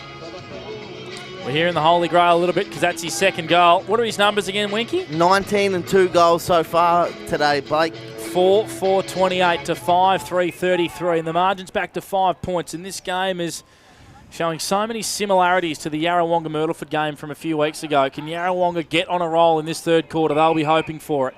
As the umpire says, I'll have it, point of the square, favouring the Dogs. Yeah, it's a real sort of touch of deja vu, isn't it, Panda? The way that the first half went and the way they've started already. Willie Wheeler edging the footy forward to Lockie Howe, marking on hands and knees, sliding in for the Sharon. He's been called to play on now. Kick towards Fronfelder, too much pepper on it. Good fist from Greenhill. Liam Andrews' kick was smothered. It might come back with presence. Fronfelder looping hand pass to Lockie Howe. Beautiful kick to Cokehill. His kicking for a big man is something Yarrawonga are missing, and Cokehill will line up almost directly in front, 40 out. We said that this match has similarities to that Myrtleford game in that third quarter, and Basil Fronfelder was the one in that third term a couple of weeks ago that got the Pigeons going with a bit of energy, and he's had a hand in that Cam Wilson goal with a smother and a centering kick, and now he's set this one up too. So Benny Cokehill, feel like he holds the key to Yarrawonga's success. If he can kick goals in the back chunk of this year, Yarrawonga can win finals. That kick is not good. It's across the face for 1 minus score. 4-5-29 to 5-3-33. Margin back to 4 points. We've played 5 minutes for Club Mulwala. And that's an area of Basil's game that can be underrated a little bit. Like, he does the flashy things. He does the 50 metres. Geez, that's a silly. That's tough. Was that for stand or? Yeah, that's another 50. Oh, that is really silly. So Jet Cassidy Liam Andrews has just reversed it, has he? So we're not sure what's happening here. So Jet Cassidy, I reckon, has won a 100-metre free kick. So as he was marching up the ground, he then got tangled up. A Yarrawonga player tried to grab him. It's Dan Howe. He's back out there, boys. So Dan Howe, he's back out there. He is. His knee is heavily taped. Wow. So Jet Cassidy has a 100-metre penalty, and he has marched inside forward 50. That is... I can't fathom why you would even think about going anywhere near a player if you've just got a 100-metre penalty. Yep. Jet Cassidy kick is a bit of an ordinary one. It's out of bounds on the full. Another one to that end of the ground. The Water Park end. So lucky not to be reversed for Liam Andrews. Well, 9 times out of 10 you do see that happen. As soon as an umpire they're looking for ramifications and those sort of silly actions after a free kick, and they're very, very fortunate there. Reinhold switches, dangerous. It's over the head of Josh Payne. It allows Jet Cassidy to apply some pressure. Payne's kick to space, though, is beautiful for Frauenfelder, who just allows the Sharon to bounce in front of him. Steadies himself, goes inside 50 to Finlay. Beautiful kick from Frauenfelder. And Maxi Finlay is just surveying his options inside 50. He's been told to have a shot. This 40 out, tight angle. This breeze will suit the kick from that pocket. If he just hangs it out to the left a little bit, it should swing back for him here. Beautiful kick by Basil. He's really ignited them. Winky's man with some important touches. Not shots on goal, but just for teammates in better positions. And he's really ignited the Pigeons in the second half. So to give Yarrawonga the lead, they trailed by 2 goals at half time. Maxi Finlay, drop punt, tight angle. He scraped it for a point. I reckon it's just hit the post. Yep, it hit the inside of the post. 4-6-30. Yarrawonga 5-3-33. The Wodonga Bulldogs margin at 3 points. We've played 7 minutes for Club My Way, the third term. 4 marks inside forward 50 in this third term. They had 3 in the first half. Starting to get the Sharon in their own attacking half for Yarrawonga. This is the scoring end. We've only had 1 goal for the whole game to the Water Park end of the ground. Wilson gets a free kick for a high. Looping hand pass to Cooper Garoni, who kicks the Sharon to space, trying to find Adam Jorgensen, who got out the back behind Cam Wilson. Jorgie applies a really good tackle. A great defensive tackle to lock it in their front half for the Dogs. They'll have a ball up 50 out from their goal. Wasn't the greatest of kicks to Jorgie, but he made the most of it, got the ball on the ground and got a restart. Elliott's tap down to Wilson was poetry. And Cam Wilson wins another free kick. What are his numbers now, Winky? That'll be number 20. And 2 majors. He's going to feature again, I reckon, in the MVPs. His kick out wide. Forge made hard work of it. Shovels it back to Elliott. Kick looking for Fraser. Ball out of play. And we'll have it tossed back in. True centre wing in front of the dugouts. Just the feeling is Yarrawonga really pressing here. They're going to need to put some pressure on the scoreboard and get reward for effort. Yeah, Jack Elliott's really stepping up in the ruck and starting to really, feed his on-ballers some quality ball. Elliott grabs it out of the ruck. Somehow found a hand pass to Cam Wilson. Clearing high ball.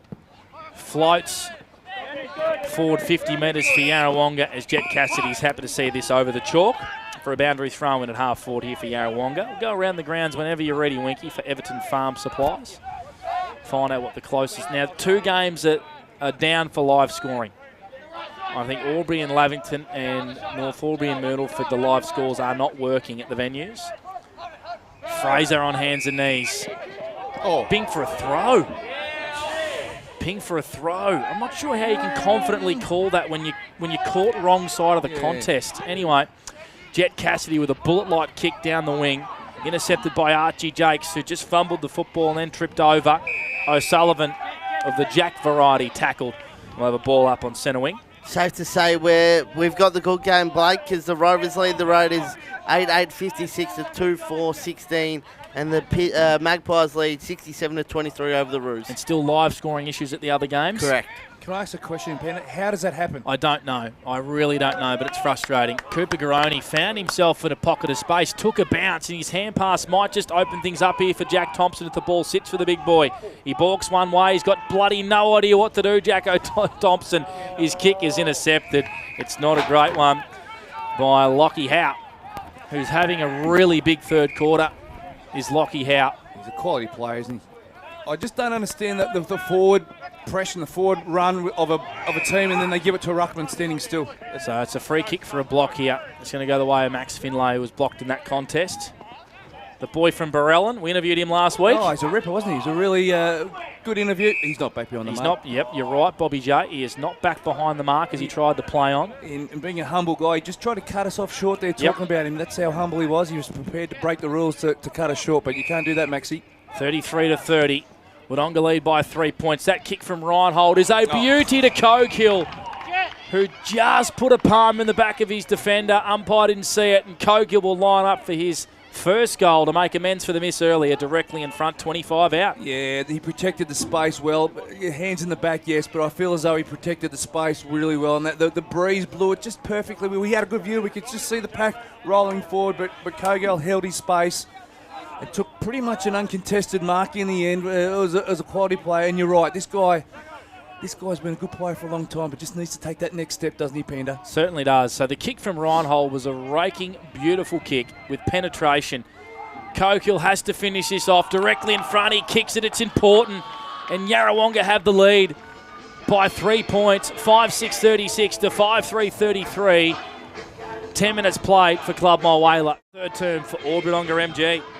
It's only the 15th goal for Benny Coquille. If he can get on a run in this last 3 or 4 games going into the finals, he can provide a big target up there. We're not sure where Leroy sits, Bobby, so Benny Coquille and the other smalls like McKenna and Frounder Fraser, these guys might have to kick the scores for the Pigeons to win a final. He's a good size. He's 6'4", 6'5", and he's quick and agile and takes a really good mark. So he's got the attributes to be a real handful in that forward 50. So Yarrawonga fell away in the third quarter last week. Certainly not the occasion today. They've come to play after half-time, the only 2 goals of this third quarter, to grab the advantage by 3 points. Ball still in the middle of the ground here. We're going to have a third ball up. Might get some 40 winks from Winky this third quarter. Who was lighting up the stat sheet, Winky? Cam Wilson, he's had 5 touches in this third term, 21 for the match. And 2 goals. Lockie Howe getting busy. Beautiful hands from Hourigan. They were slick onto Cam Wilson, who kicks towards that man Coquille again. Oh, Charlie Morrison. The irrepressible Charlie Morrison with a fantastic intercept mark in defence for the Dogs. A Mawson's concrete mark of the day. Goes out wide. Right back pocket is Greenhill. He goes short to Bradshaw. Is this his first touch of the third quarter? It is. Yeah, I just felt a bit as though Bradshaw less in his third quarter. He needs to get going. That's 17 for the match on the 40-wing stat sheet. Good pick up from Bobby J for Avis. As the clouds just starting to set over the JCLO Oval here. Is that a word, Bradshawless? It is now. Yeah, it is now. It is in Bobby J's dictionary, and that's all that matters. Boundary throw in at half 40 for Yarrawonga. They've trapped the footy in their forward half. It's not real thick and it's written in crayon. Good throw in. Lots of pitches. Yep. Ainsworth trying to find a pocket of space onto Jack O'Sullivan. Hurried kick in the middle of the JCLO Oval. This is an important 50-50 ball to win. Keynes pushed in the back by the latent inclusion Collins. Umpire says, I'll have it. Well, the Lizard got down in the trenches, got down into his little burrow and got the ball there and got a restart. In between the centre circle and half forward, Cam Wilson tackled by Matt Wilson. The 2 Wilson boys. Gee whiz.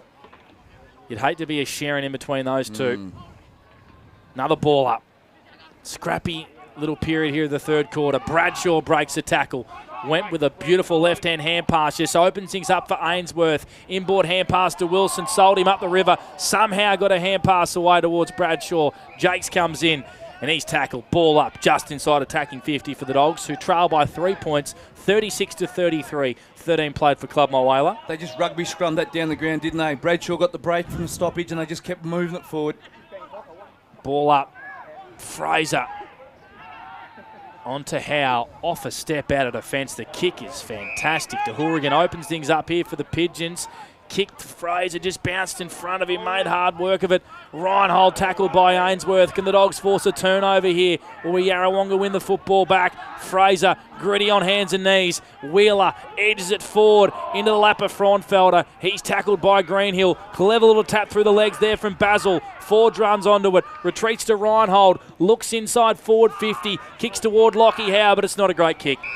Over the head of Lockie Howe, and Charlie Morrison again standing tall in the Dogs for defence. Being a left footer, I reckon Reinhold would love his time over again and have a ping at the sticks instead of cutting it across. Well, Basil's in the play again here, boys. He certainly is, trying to apply a little bit of defensive pressure. The kick is a beautiful one to Harry Wheeler. So having trouble exiting their defence in this third quarter, the Dogs, and Harry Wheeler can line up for 3 on the trot to start this third quarter. We've played 15 minutes for Club Mulwala. Basil's played a real different role this quarter, hasn't he? He's had 4 or 5 touches and produced 4 or 5 opportunities for his teammates. And here's another one with a Wheeler having shot a goal. So here's Harry Wheeler. Drop punt on the way is good. It's across the face. That's through for a point. 5-7-37, 5-3-33. It's a 4-point lead here to the Pigeons on the Harvey Norman betting scoreboard. As Liam Andrews, no one on the mark. Geez, that's a bugbear of mine. He is allowed to run 35 metres, and all of a sudden the ball's on centre wing. Reuben Burke wins an important one-on-one. Bradshaw dizzles and dazzles and gives it back to Burke. Kick, looking towards Gus Jones. Evades him. Spiteri never evades Spitzy. Hand passes to himself. Brad Ryan tracks after him and sees the ball over the line. Brad Ryan certainly has the chockies in that matchup, Bobby J. Boundary throw in. He certainly has, and he read Spitzy like a book. He burned him off in the contest and handball out in front of him, but Ryan took a shortcut and knew exactly what Spitzy was doing and stopped that quill forward. So we've played 16 minutes. Dogs yet to kick a goal in this third quarter. Of course, if they lose this and Myrtleford win, they could lose third spot. As Yarrawonga tumble it out of defence, it lands in the middle of the JCLO Oval. Fraunfelder punches it forward here for Yarrawonga, but Burke wins it back. Like something out of the corner of his eye on the broadcast wing. Finds Jet Cassidy. Congested forward 50 as he looks up. He's going to go long. That's not the kick for Spiteri. Oh, good mark from Gorman. Yep, I think that was the right call. Yep, Tommy okay. Gorman got the two hands to it first. You've got the Bushnells, mate. You saw it better. So Gorman goes short to Jakes deep in defence. And here's Wheeler that has it. Willie still in the Yarrawonga's defensive zone. He likes an aggressive kick, and why not? Finds his brother, just like they've done for 25 years. He switches the footy onto the hard-running Josh Payne, who gets tackled, has to get a kick away. Really good pressure from the Dogs. But he gains a really nice 60 metres for Yarrawonga. Boundary throw in just outside their attacking 50. They lead 37-33. Harvey Norman betting scoreboard. 17 played for Club Moala. Bulldogs won't be happy with that. The corridor opened up. They pride themselves, or both sides pride themselves on owning the corridor and defending the corridor when they haven't got the football. And for the Wheeler boys to combine there through the middle of the ground, they'd be really upset with their structures defensively there. Elliott grabbing it out of the ruck. Tried to get a hand pass away. It was knocked away from him. Ball up, same spot as the boundary throw in. As we can see here with the stoppage at half-back, you can see that the remainder of the players forward of the footy for Wodonga are all bunched in one spot, so they've left the ground majority open here for some space to work in. They work the clearance forward. Good tackle there from Payne. Heavy tackle on, I think, Reuben Burke, who's still down for the Dogs. Cooper Garoni, I think it is, You're mate. right, it's Cooper Garoni. Cam Wilson inside 50, looking for that man Kokil, who's got a hot hand in the third quarter. Great defence from Burke. He threw it. Urquhart been quiet today. Dribbling the ball inside 50. Horrigan, pressure applied on him. Harry Wheeler went really hard for the footy and then grabbed his head. The Dogs win it back at half-back. Wheeler tackled by the Wombat, Blake Jorgensen. The Dogs might force a turnover here. Cooper Garoni back to Bradshaw. Has too much strength for Cam Wilson, something you don't say too often. Now here's Isaac O'Neill, who's ran too far, has he? No, free kick here. Noddy's just dropped Cam Wilson. Okay, so Noah Bradshaw just dropped a player off the ball and has given away a free kick as the Dogs were going forward. Frustrating. Cam Wilson gets around Bradshaw, sizes it up into the pocket, looking for Horrigan. Not a great entry. He's tackled over the line by McKimmie. And a boundary throw in 30 metres around from Yarrawonga goal. They lead by 4 points. They kicked the only 2 goals of this third quarter. We have had only 1 goal to the water park end of the ground. Yeah, it's a bit of an arm wrestle, isn't it? But Yarrawonga are just winning the game of chess at the moment with the way they're moving the footy and the way they're controlling the stoppages. This is where Elliott and co are dangerous. Here's Wheeler, left foot from the pocket, Willie Wheeler. Near side minus score, 38-33. 5-8-38 to 5-3-33. Yarra by 5 points. How many for Willie Wheeler in this game, Winky? Willie Wheeler's had 20 touches. Gee whiz, they look dangerous in stoppages in the forward 50, don't they, Winky? You know, both Lockie Howe and also big Jack Elliott with the ball coming in from the boundary or stoppages. They're really extremely dangerous on balls on the move. Reuben Burke, high one out of defence. They can't get past this guy, Tommy Gorman, who somehow wasn't paid the mark. Extraordinary. Then he missed his hand with the hand pass. Horrigan tackled by Jorgensen. Ball up. Just forward to centre. For the Yarrawonga Pigeons, done all the attacking, albeit it's been small in this third quarter. We've only had 2 goals. Jack O'Sullivan ran past the footy. Urquhart off a step, tumbles it back inside forward 50. Fraunfelder had to be caught holding the ball. Yep. Tackled by two Dogs. Dropped the footy and a free kick to Charlie Morrison, who says, boys, settle it down. Settle it down. The super defender, Charlie Morrison. Oh, Tom Gorman reaches over the top of two and takes another wonderful intercept mark. He's growing with every week as Tommy Gorman. On to Reinhold, looking for McKenna. Over his head, gets out the back in the pocket here for Yarrawonga. Running after the footy is Charlie McKenna, tackled. They've stopped here, the Dogs. They've really been found out here through the middle of the ground here. They've really, I just had a look at when the ball went in forward 50 there. A lot of walkers for the Dogs. They need to get up and about here, otherwise it's going to slip away from them real quickly. 12 inside 50s to 2 in this third term. Yarrawonga lead by 5 points, 38-33. The only 2 goals of this third quarter. Cokill dropped the footy. Fraser swoops on it across the face with a snap. And it's another minor score. 5 goals, 9, 33 to 5-3, 33. We'll get Winky to work out how many scoring shots they've had in this third quarter for Wodonga MG, but they've had a lot. They've owned this end of the ground. They lead by an even kick. Wilson goes short to Ainsworth. 2 goals, 6 they've kicked, Panda. 2-6 to what? To no score. To no score. Wow, they could have really ran away with this contest, Bobby J for Avis. Oh, they've had all the play, and Wodonga have stopped. They're not working as hard as what they have been, and they're just not getting things on their own terms, coming outside their own 50. They aren't. Reinhold almost intercepted on the far flank for Yarrawonga. They're locking the ball in their own territory. Another boundary thrown at half forward.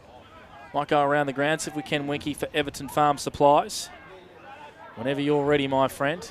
22 played in this third quarter for Club Mulwala. Boundary throw in. Everyone takes a little breath over a game that's been pretty close all day. Wheeler on hands and knees. Finds his brother. Tapping the footy to his own advantage. Has to be clean with the pick-up eventually. Tackled beautifully by Greenhill. Not sure how that wasn't holding the ball. Corrigan just gave away a sloppy high free kick to Isaac O'Neill. Deep in the back pocket for the Dogs. They're super dangerous at stoppages and clearances at the moment, Yarrawonga. They need to make some adjustments here, Wodonga. They're pretty much doing what they want. Ruben Burke finds Greenhill. He's going to go by hand to Charlie Morrison, who provides some run and dash and carry off half back. Kicks to a one-on-one on centre wing. Urquhart gets front position. Cassidy forces a contest.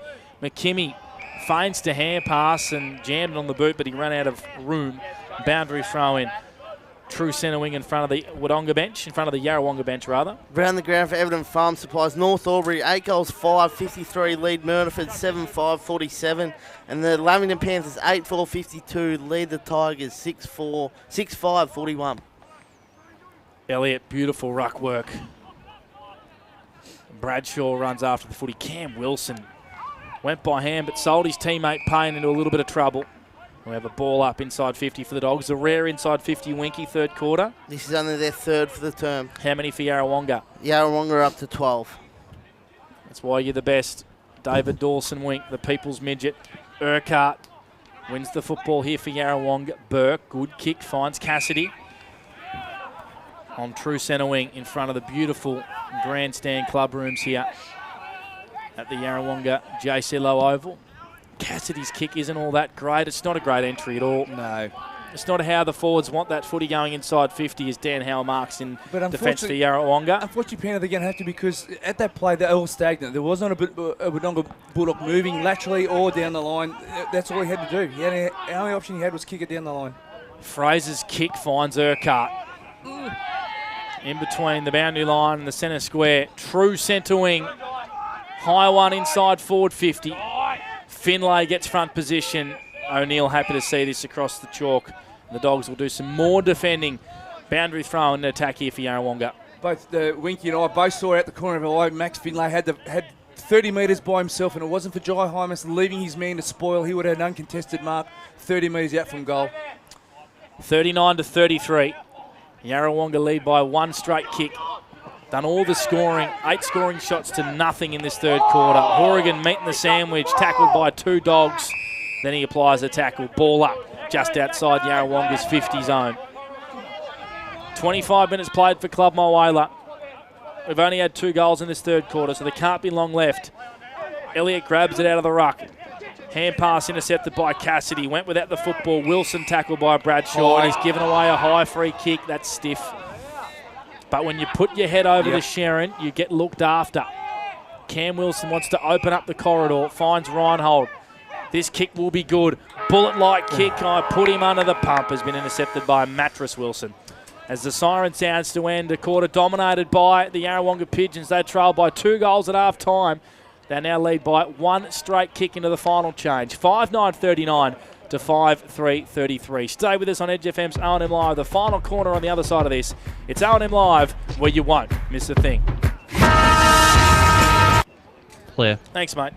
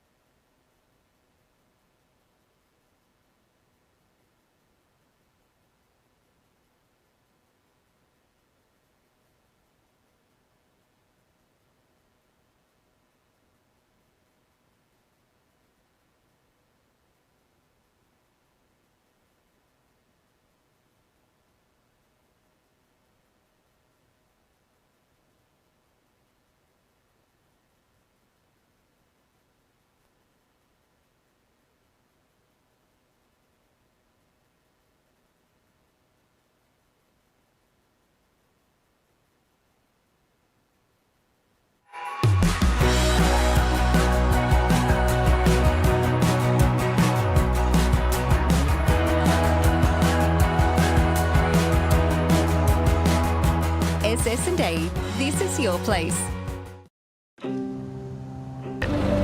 All right. I love you. Have a good shift. The all-new Nissan Navara, built for the grid shift.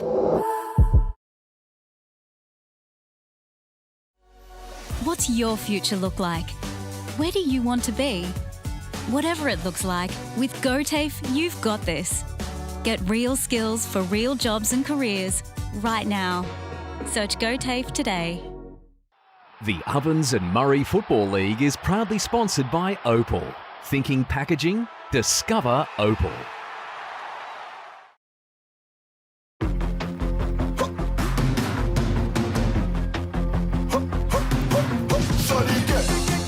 Shorty get inspired. How about that? How about that? This time, shorty get.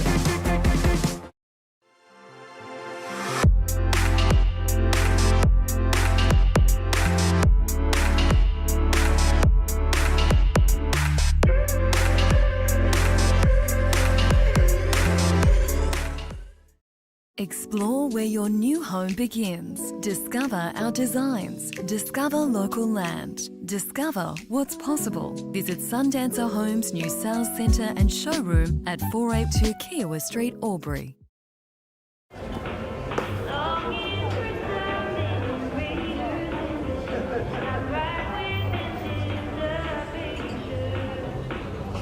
I reckon I'll go mid. Carlton Dry 3.5. Embrace the mid.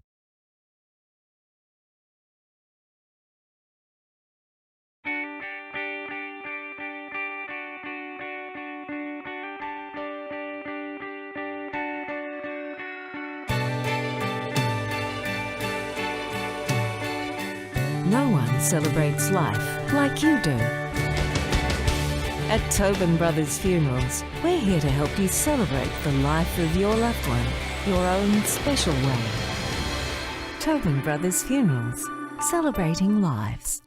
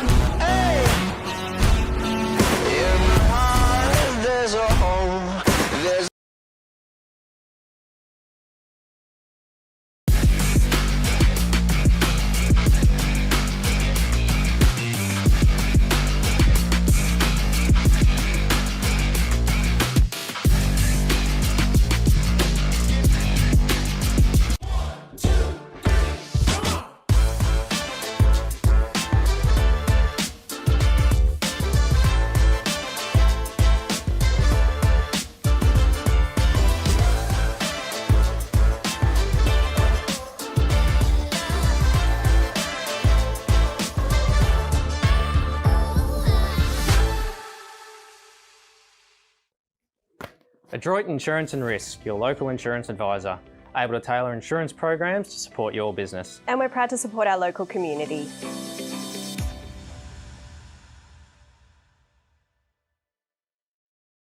This goes out to all the athletes, the fitness buffs, and the huff and puffs.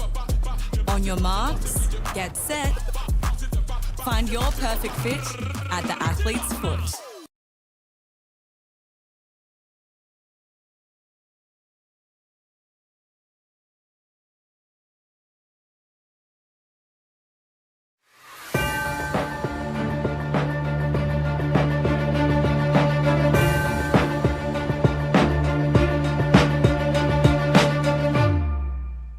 Doswell from the Wodonga Bulldogs camp, who, as he spoke about there, super disappointing in that third quarter as the Seven Nation Army White Stripes plays out over here at three-quarter time. Winky, might just get you to give your final thoughts on who you think might win this game.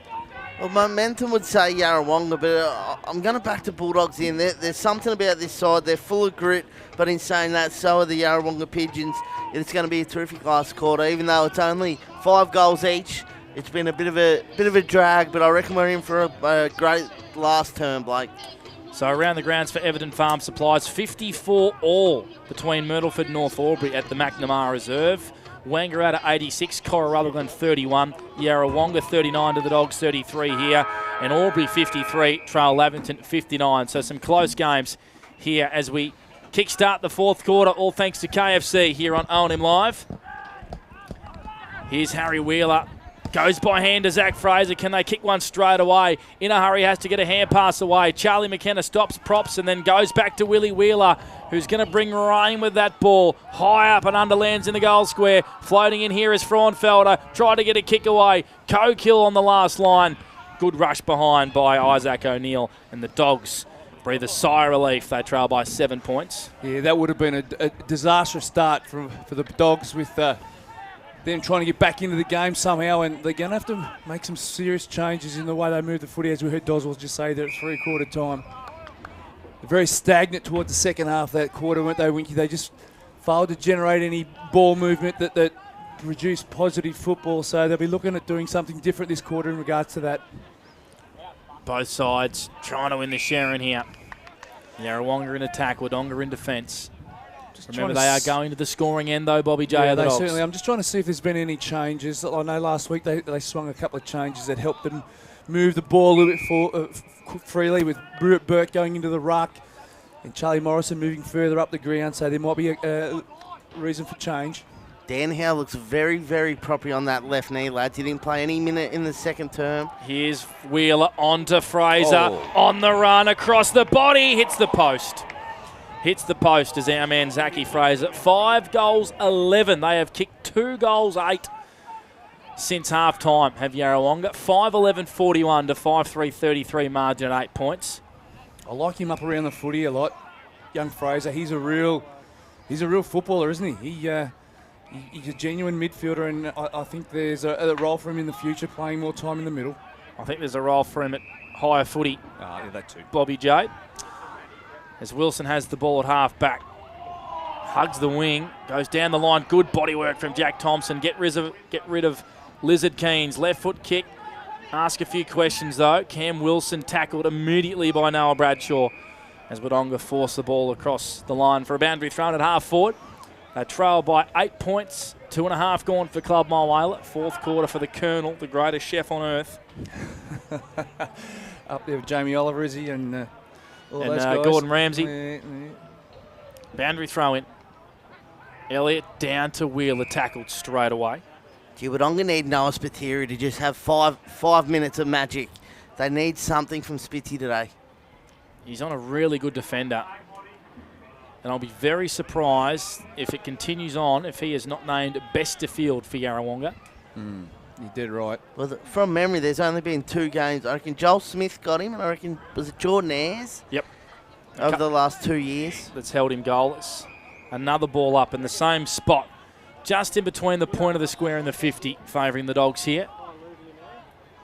The tennis court side of the JC Low Oval as Bradshaw breaks through a tackle. Left foot kick from O'Sullivan into the pocket towards that man Spitzy.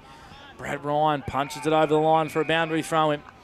Just inside attack here for the Wodonga Bulldogs. You feel like they need the next Bobby J? Yeah, certainly do. I'm just watching Spitzy. He needs to find some traffic. He really needs to get in there amongst this stoppage and lose Ryan somewhere out the back of this stoppage here. Just watch him, boys. Boundary throw in. Elliott grabbing it out of the ruck. Not sure he got a hand to it. Howe is grabbed without the footy, is he? Yep. Oh, no. 50. And 50. That's really silly. So what would have been a free kick in defence for Yarrawonga. They now get marched 50 metres up the ground, and they are just to the right of the centre circle. And they'll pump this long into attack here. So a little second of space here as Will Reinhold kicks the footy to Jack Elliott. We're hearing a little bit of advice from the Wodonga Bulldogs bench down below us, where we're situated here at the JC Low Oval. Elliott goes wide here to Dan Howe on the run to Urquhart, and they can pump it in long. That's exactly what Urquhart does in the goal square. Howe didn't try and take the mark, actually tried to tap it down to his crummers. Fraser was one of those. Frauenfelder tackled, able to get a kick away. Was intercepted by Hymus. He was tackled immediately. Fraser spins out of traffic and goes down below. Fraser with his second dribbling goal today. Margin out to 14 points. He wanted that Sharon Moore and gets the all-important first goal of the last quarter. That's absolutely perfectly called there, Pan. He wanted it more, and there's a lot more players out there in the blue and white hoops that want the footy at the moment more than the Bulldogs. And that's showing on the scoreboard, and the want the wheel from the Pigeons at the moment is much, much higher than the Bulldogs. The defensive structure set up after that 50-metre penalty where they had plenty of time to set up would have been absolutely frustrating the coaching staff of the Wodonga Bulldogs, and that just gave Dan Howe free entry into forward 50, and the result was there to see, a goal for Pigeons. And you said, Pen, Lockie Howe just brought it to ground. Maybe that's the role he was brought in, not to mark it, but to bring it to ground for that exact play just there. Dogs still have not scored since Gus Jones's goal at the 26-minute mark of the second quarter. So they've gone all of 35 minutes without scoring, the Wodonga Bulldogs. They trail by 14 points. They've got to find something really quickly. Willie Wheeler now kicks the ball to half forward. Good mark by Burke. Put his head over the pilt.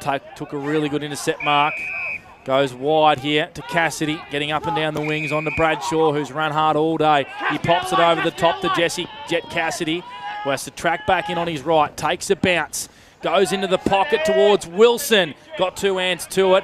Keeps it in. Can he do the miracle? He can't. He runs out of bounds. And we'll have a throw in deep in attack for the Wodonga Bulldogs, who trail by 14 points at the 6-minute mark for Club Mulwala. Fourth quarter for the Colonel. Maybe this little bit of adversity might just spark the Bulldogs up here. They need to find something really quickly, otherwise this game's gone. Haven't found themselves 14 points behind for a very long time. This is rare territory for the Wodonga Bulldogs. Wilson tackled immediately by Dan Howe. Mitchell with a clever hand pass, and Yarrawonga clear danger momentarily. Is going to come straight back. Ainsworth's worked onto his left foot. It's a floater, and it's got a Shane Warne leg break. That looked all but going through for a goal, and a bounce to the left and through for a minor score. 5-4-34 to 6-11-47. We've played 6 minutes for Club Mulwala. Fourth quarter for KFC. I think because it was a floater, Panda, that's why it bounced the way it did. If it was a normal drop punt, she would have bounced that end over end. Great intercept mark here from Ruben Burke, who's growing right in front of our eyes. His kick is really ordinary. It's turned over. Dan Howe takes the mark.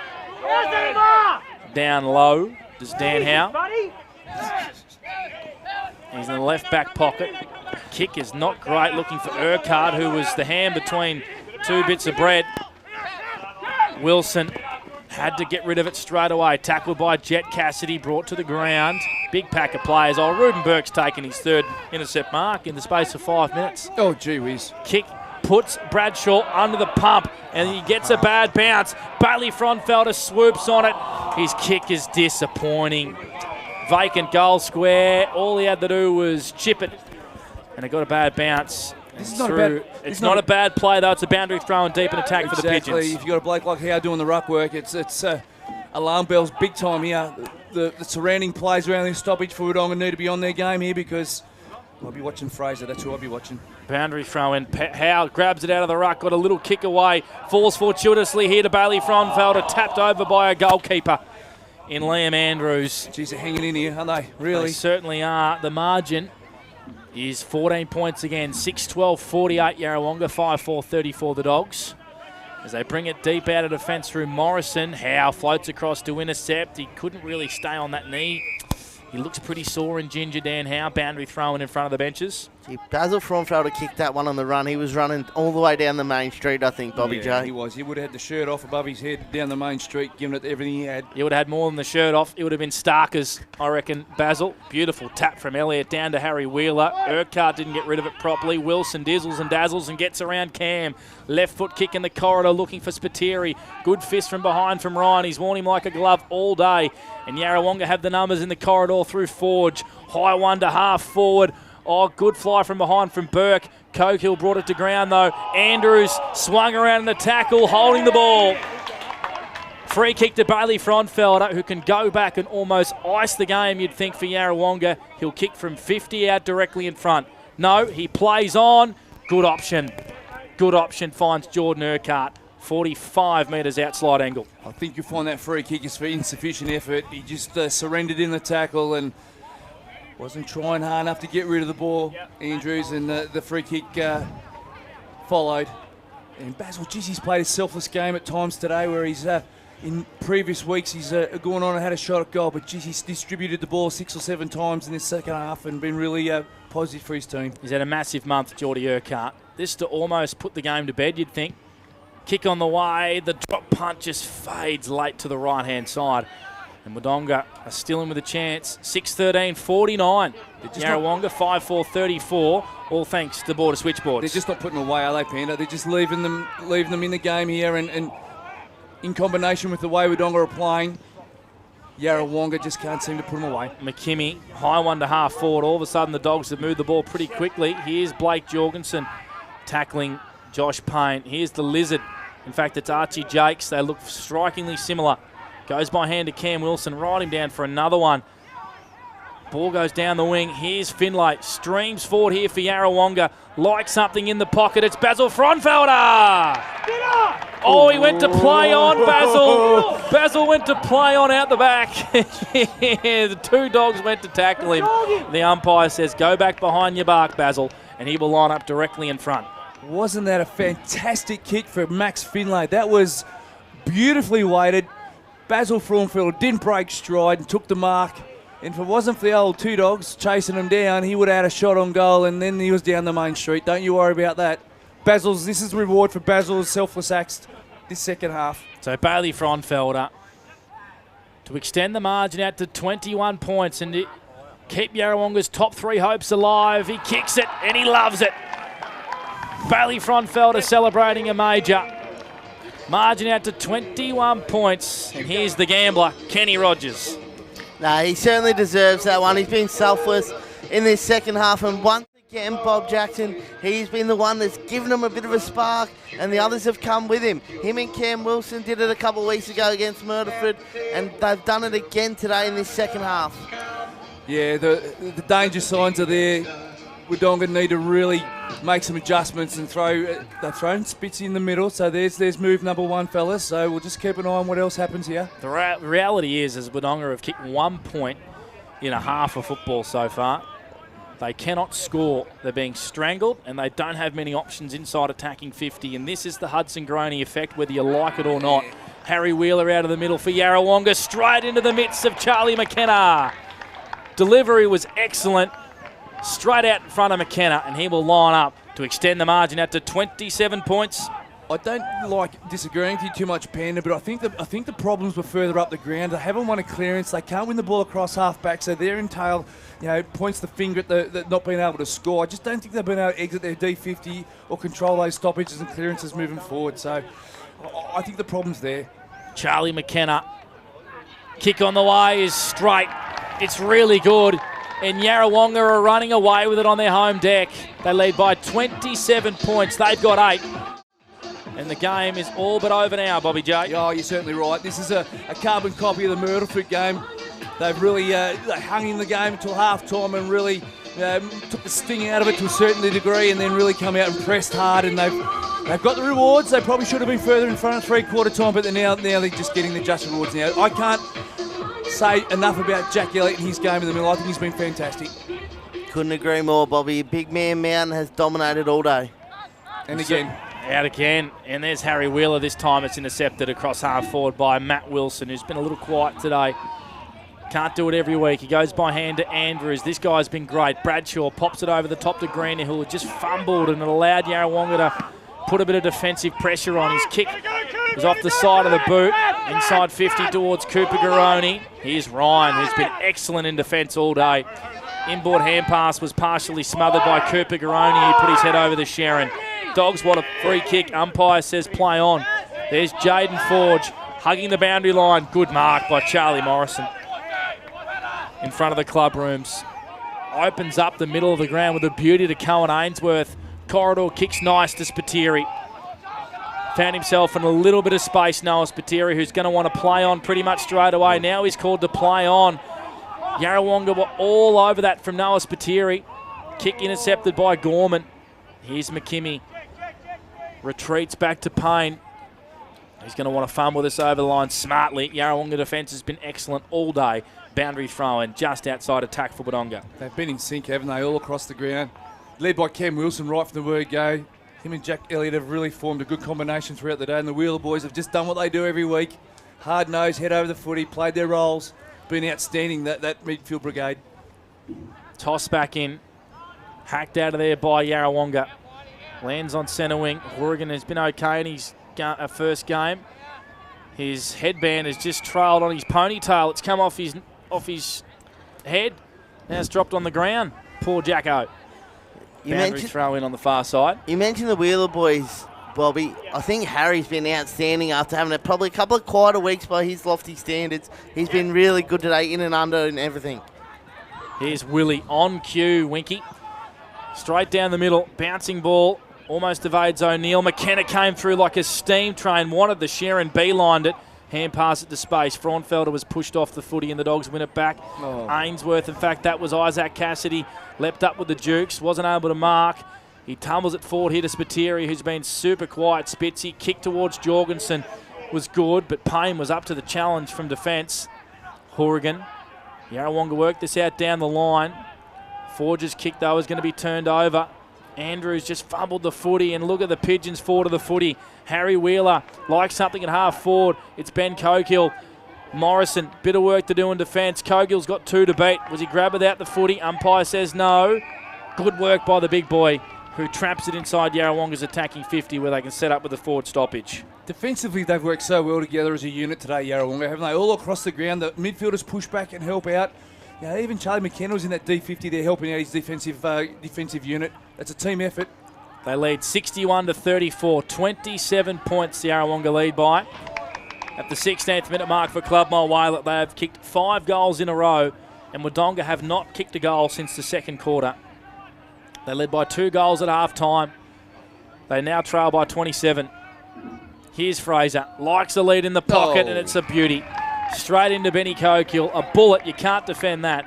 And Cogill will line up for his second major. What's Fraser's numbers today, Winky? He's been outstanding. Every time he gets the ball, looks dangerous, whether it's in front of goal or through the midfield. Yeah, 22 and a couple of goals for Zachy Fraser. Really, really had a good game. He could feature in our ultimate fasteners, our MVPs, maybe even our rebel training, who knows? Geez, they're lining up, aren't they, the Pigeons?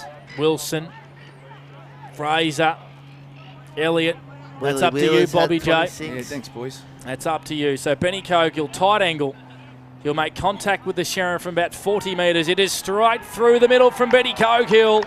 6 in a row for the Pigeons. Margin out to 33 points. And the clash to follow. Rock the Casbah. So they're getting their rewards now. They kicked 2 goals. 2 goals, 6 in that third quarter, and thought, gee whiz, have they kicked themselves away out of this game? But gee whiz, they're rewarding themselves here, and they've piled on 4 unanswered goals here in the last quarter to go along with the 2 in the third. They've really masterfully played this second half. They certainly have. We'll get to Winky with some around the ground soon for Everton Farm Supplies. A couple of close games Myrtleford and North Albury at three-quarter time are locked at 54 all, and Albury and Lavington. Xavier Mitchell for Yarrawonga, down the line to McKimmie. Good kick. Finds Bailey Fronfelder in the long sleeves. Basil pops it over the top here to McKimmie, the boy man who gave it to him. There's 2 kicks from home. He's called to play on. He's going to pump it long, and why not when you got the big boys down there? Cohill flies, brought to ground. Over the football is Urquhart. Got a hand pass away towards McKenna. No, he threw it. It's a free kick to the Dogs, deep in defence at the 18th minute mark for Club Mile Whale. End of 50. So go round the grounds for Everton Farm Supplies quickly. Myrtleford lead 8-9-57, 8-8-56 over North Albury. And Lavington 78-55 over the Tigers. Here's Matt Wilson running through the middle of the JCLO Oval. Good kick. Went about 15 metres, finds Cooper Garoni, who will line up directly in front, 45 metres out. Of course, the Dogs have not kicked a goal, Bobby J, for Ava Swenger at it since the 26-minute mark of the second quarter. No, exactly right. And Gus Jones was the man that kicked that goal for them, and he was showing all sorts of positiveness in that 550. Positiveness. Cooper Garoni lining up here. So off 4 goals last week. Gets a major today, Cooper Garoni. And the Dogs finally break the goal drought. That's their 6th. Margin back to 27 points for Border Switchboards. Yeah, a bit of a non-event, isn't it, really? The damage has been done. 20-minute mark of the last quarter is not really the best result for the Wodonga Bulldogs in the second half to kick their first goal. Yeah, they've got some not so much back to the drawing board. They've just got to do some rejigging and some soul searching after this sort of performance against a fellow contender. So Cooper Garoni with the winky. Some 40-wink stats in the fourth quarter if we can wink. 40 winks. Noel Bradshaw's tried all day. Him and Matt Wilson 5 apiece in the last quarter for the Bulldogs. Nugent with a good tap to Ainsworth, who was taken high, was he? Caught holding the ball. Wow. Okay. A free kick for Yarrawonga. And Harry Wheeler has the footy. Can go short to Elliott if he likes. He doesn't. He goes out wide looking for McKimmie. Just edges his opponent under the football. Wilson applying a tackle on McKimmie. And we'll have balled up at half forward. So this is where we start to think about the rebel training, the MVPs, Bobby. Yeah, Elliott's there, Wilson's there. Fraser's another one. All worthy recipients. They've all played well.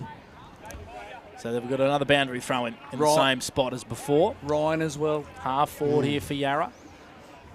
Basil's been really good in this second half. Basil Brush has been well. Yeah. Very good in this second half. He's been clean. He's been unselfish. He's been electric as our man Basil.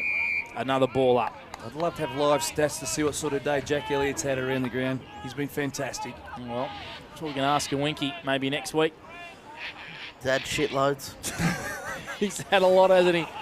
As Cam Wilson plies a tackle on Bradshaw, almost ran out of room, hooks it back across his body down the wing, and a good mark by Josh Payne, who continues to play his role for Yarrawonga in defence. He's been good the last month too, Joshy Payne. So can Yarrawonga make the top 3, lads? I mean, they've got to win all their last 3 games. They've got a big task next week against the Wang Rovers before they finish against the Albury Tigers. If North Albury do a favour for both sides here, they're well and truly in the hunt. Yes, for sure. Like, it's only a point the difference at the moment at McNamara Reserve. So it's the game's still in the balance up there. So the cards are falling their way, believe it or not, with the injury toll that they've got. Geez, they've been courageous. This has been an outstanding performance by the Pigeons this year. Resilience. They got a forward 50 stoppage here. Bradshaw found space. He's been super for the Dogs today, Noah Bradshaw.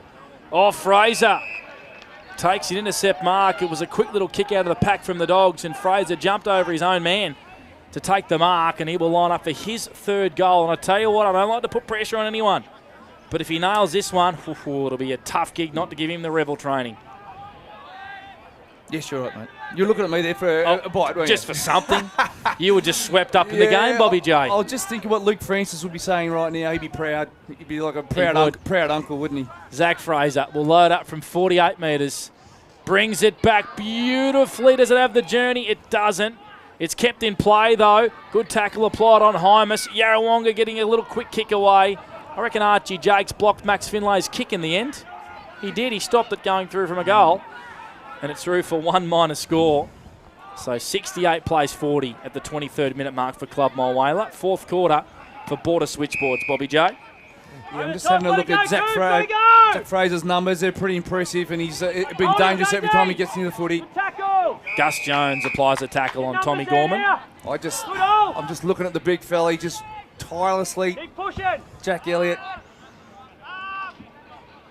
It's a draw at the moment at the McNamara Reserve. 58 apiece between North Albury and Myrtleford for Everton Farm Supplies, as Ollie Greenhill is tackled in attack for Wodonga. Only kicked 1 goal and a half of footy, the Dogs. That's not getting it done. No, it's not.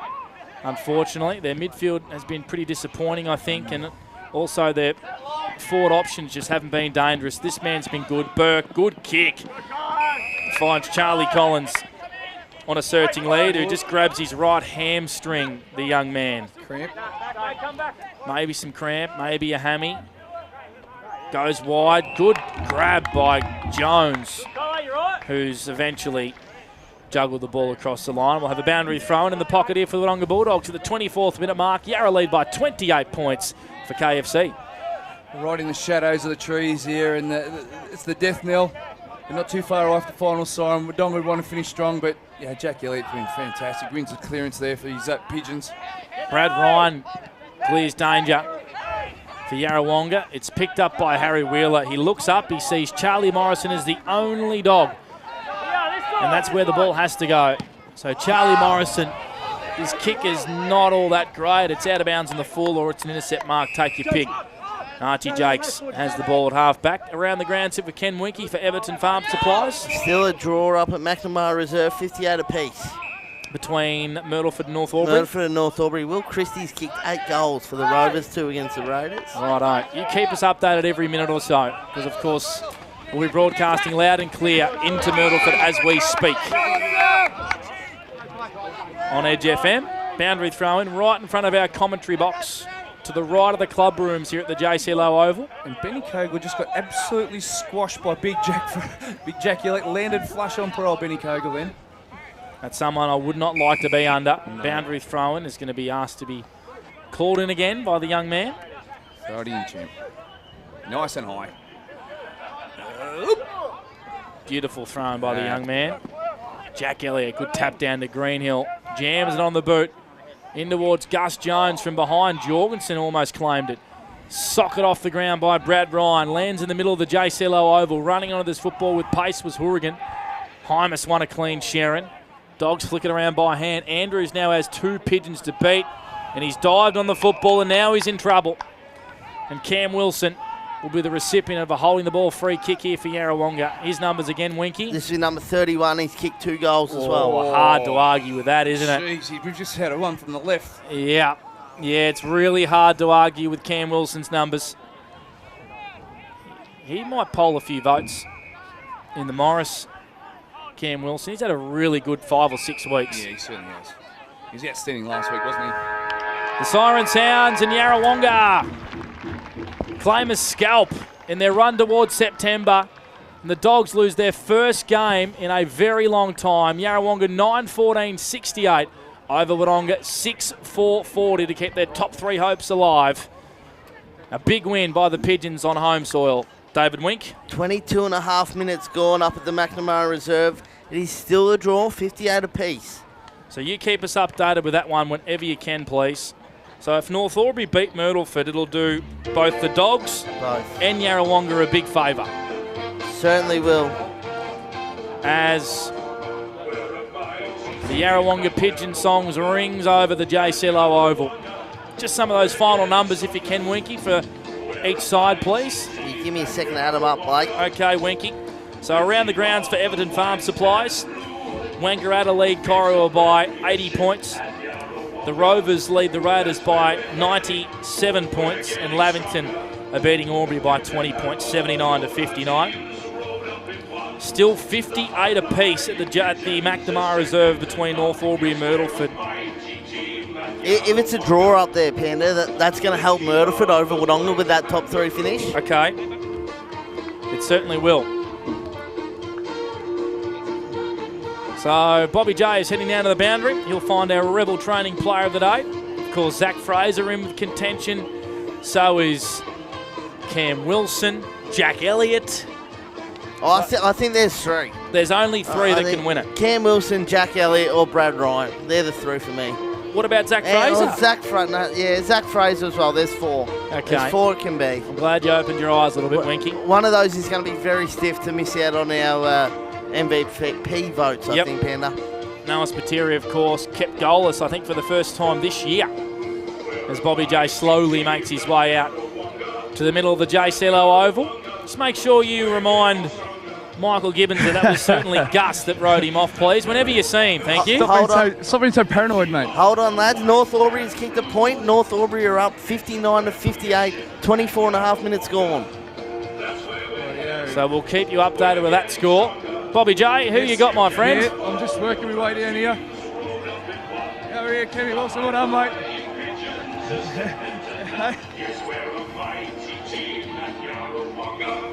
You got me, boys? Yeah, we got you, Bobby. Mate, Ken Wilson, congratulations, mate.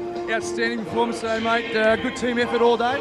Yeah, I think so. I think we knew if we stayed in the contest that we'd get there eventually. Felt like we couldn't buy a goal, but just kept chipping away. It's a similar feel to the Myrtleford game. You come out after half-time, after a scrappy first half, the scores were even. 2 goals, 6. A little bit of a concern at three-quarter time that you weren't getting bang for buck. Yeah, it always plays in your mind, but you don't want to come here and do half a job, so that's sort of something we say. There's no point coming here and doing half a job, so you might as well, you're halfway there, you might as well finish it off. Nice balanced team effort today. It was everyone contributed all across the ground, and particularly up forward in that last quarter. The bang for buck was there. Yeah, look, it's no surprise. We got injuries everywhere, but look, one goes out, one comes in. It's electric forward line. Little Charlie, even though he can take a mark, I still yell at him to crumb it. So it's good to see. Well done, mate. The boys are waiting for you. Enjoy that song. Thank you. Well done, Bobby J, who will head into the Yarrawonga rooms with Cam Wilson taking out our Rebel Training Player of the Day. He's getting a little bit of advice from the boys as he holds up the Rebel Training Player of the Day sign. He gets the big cheer. I might do a bit of a walk with you, mate. You go for it. I've got Big Jackie. Great effort today, big fella. Yeah, it was a good game. It was good to get a win. We played well, so it's nice to finish the year off strong. So. A real dominant effort around the contest, I suppose, the stoppages and clearances led by yourself and the Wheeler boys and Cam Wilson as well. Yeah, we pride ourselves on that, so I'd like to think we're probably the best midfield in the comp. So, when we're on top, we're fucking well on top. You're right, mate. There's plenty of that happening. But just the confidence that you've got within each other. There's 8 quality first graders that are sitting on the bench, and you guys just seem to have that confidence of keep moving forward. Yeah, we've kind of run under the ladder with injuries at the moment, but it's good that blokes come in and they play their role, so that's what you need. When soldiers go down, you just need other blokes to come in and play their role, so it's been really good. Well done, big fella. Thanks, mate. Well done. Bobby J, Panda has just exploded up here in the box. North Albury have won by 1 point over the Murford Alpine Saints at the McNamara Reserve. There you go. So that's a big result in the competition, and what that means for top 3. It's blown the top 3 race wide open is what it's done. The top 3 race wide open with North Albury beating Myrtleford in Myrtleford by a point. And that makes it a massive round 16 clash next week. Sorry, round 17 clash between Wodonga and also Myrtleford. The winner probably claims top 3. We're in the rooms now.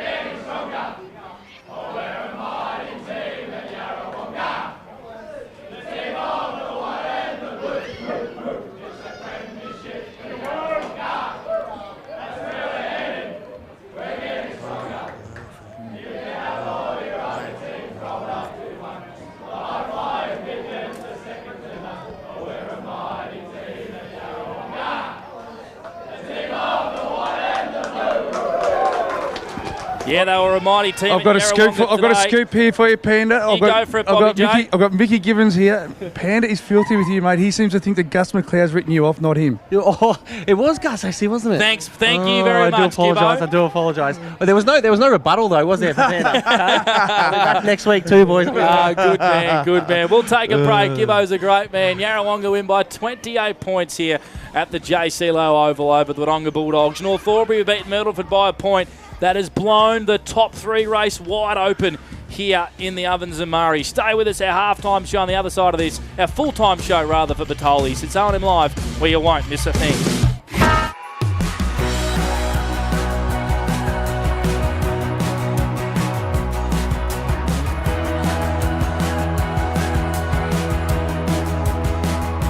SS&A, this is your place.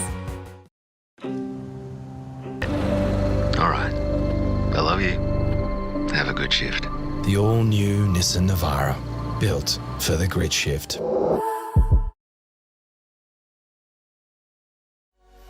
What's your future look like? Where do you want to be? Whatever it looks like, with GoTAFE, you've got this. Get real skills for real jobs and careers right now. Search GoTAFE today. The Ovens and Murray Football League is proudly sponsored by Opal. Thinking packaging? Discover Opal.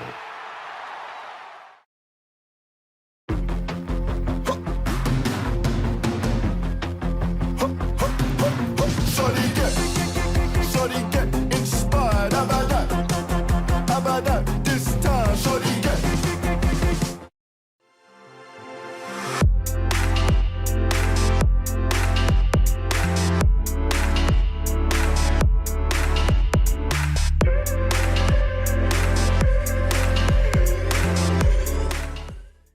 Explore where your new home begins. Discover our designs. Discover local land. Discover what's possible. Visit Sundancer Homes' new sales centre and showroom at 482 Kiowa Street, Albury.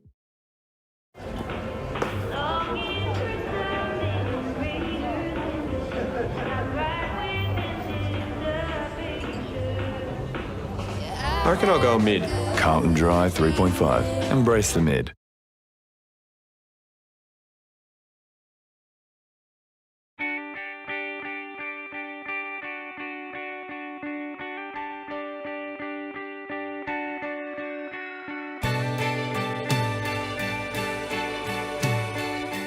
No one celebrates life like you do.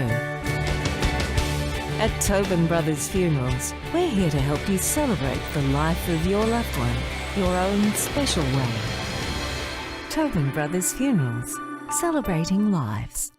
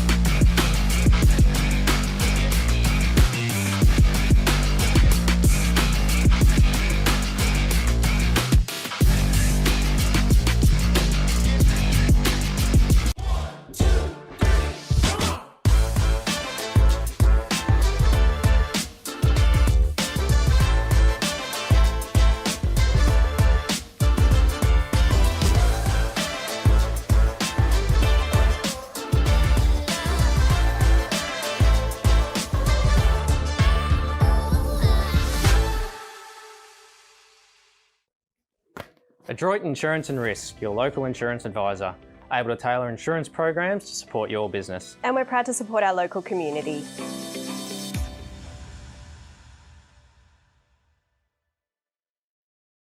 This goes out to all the athletes, the fitness buffs, and the huff and puffs. On your marks, get set.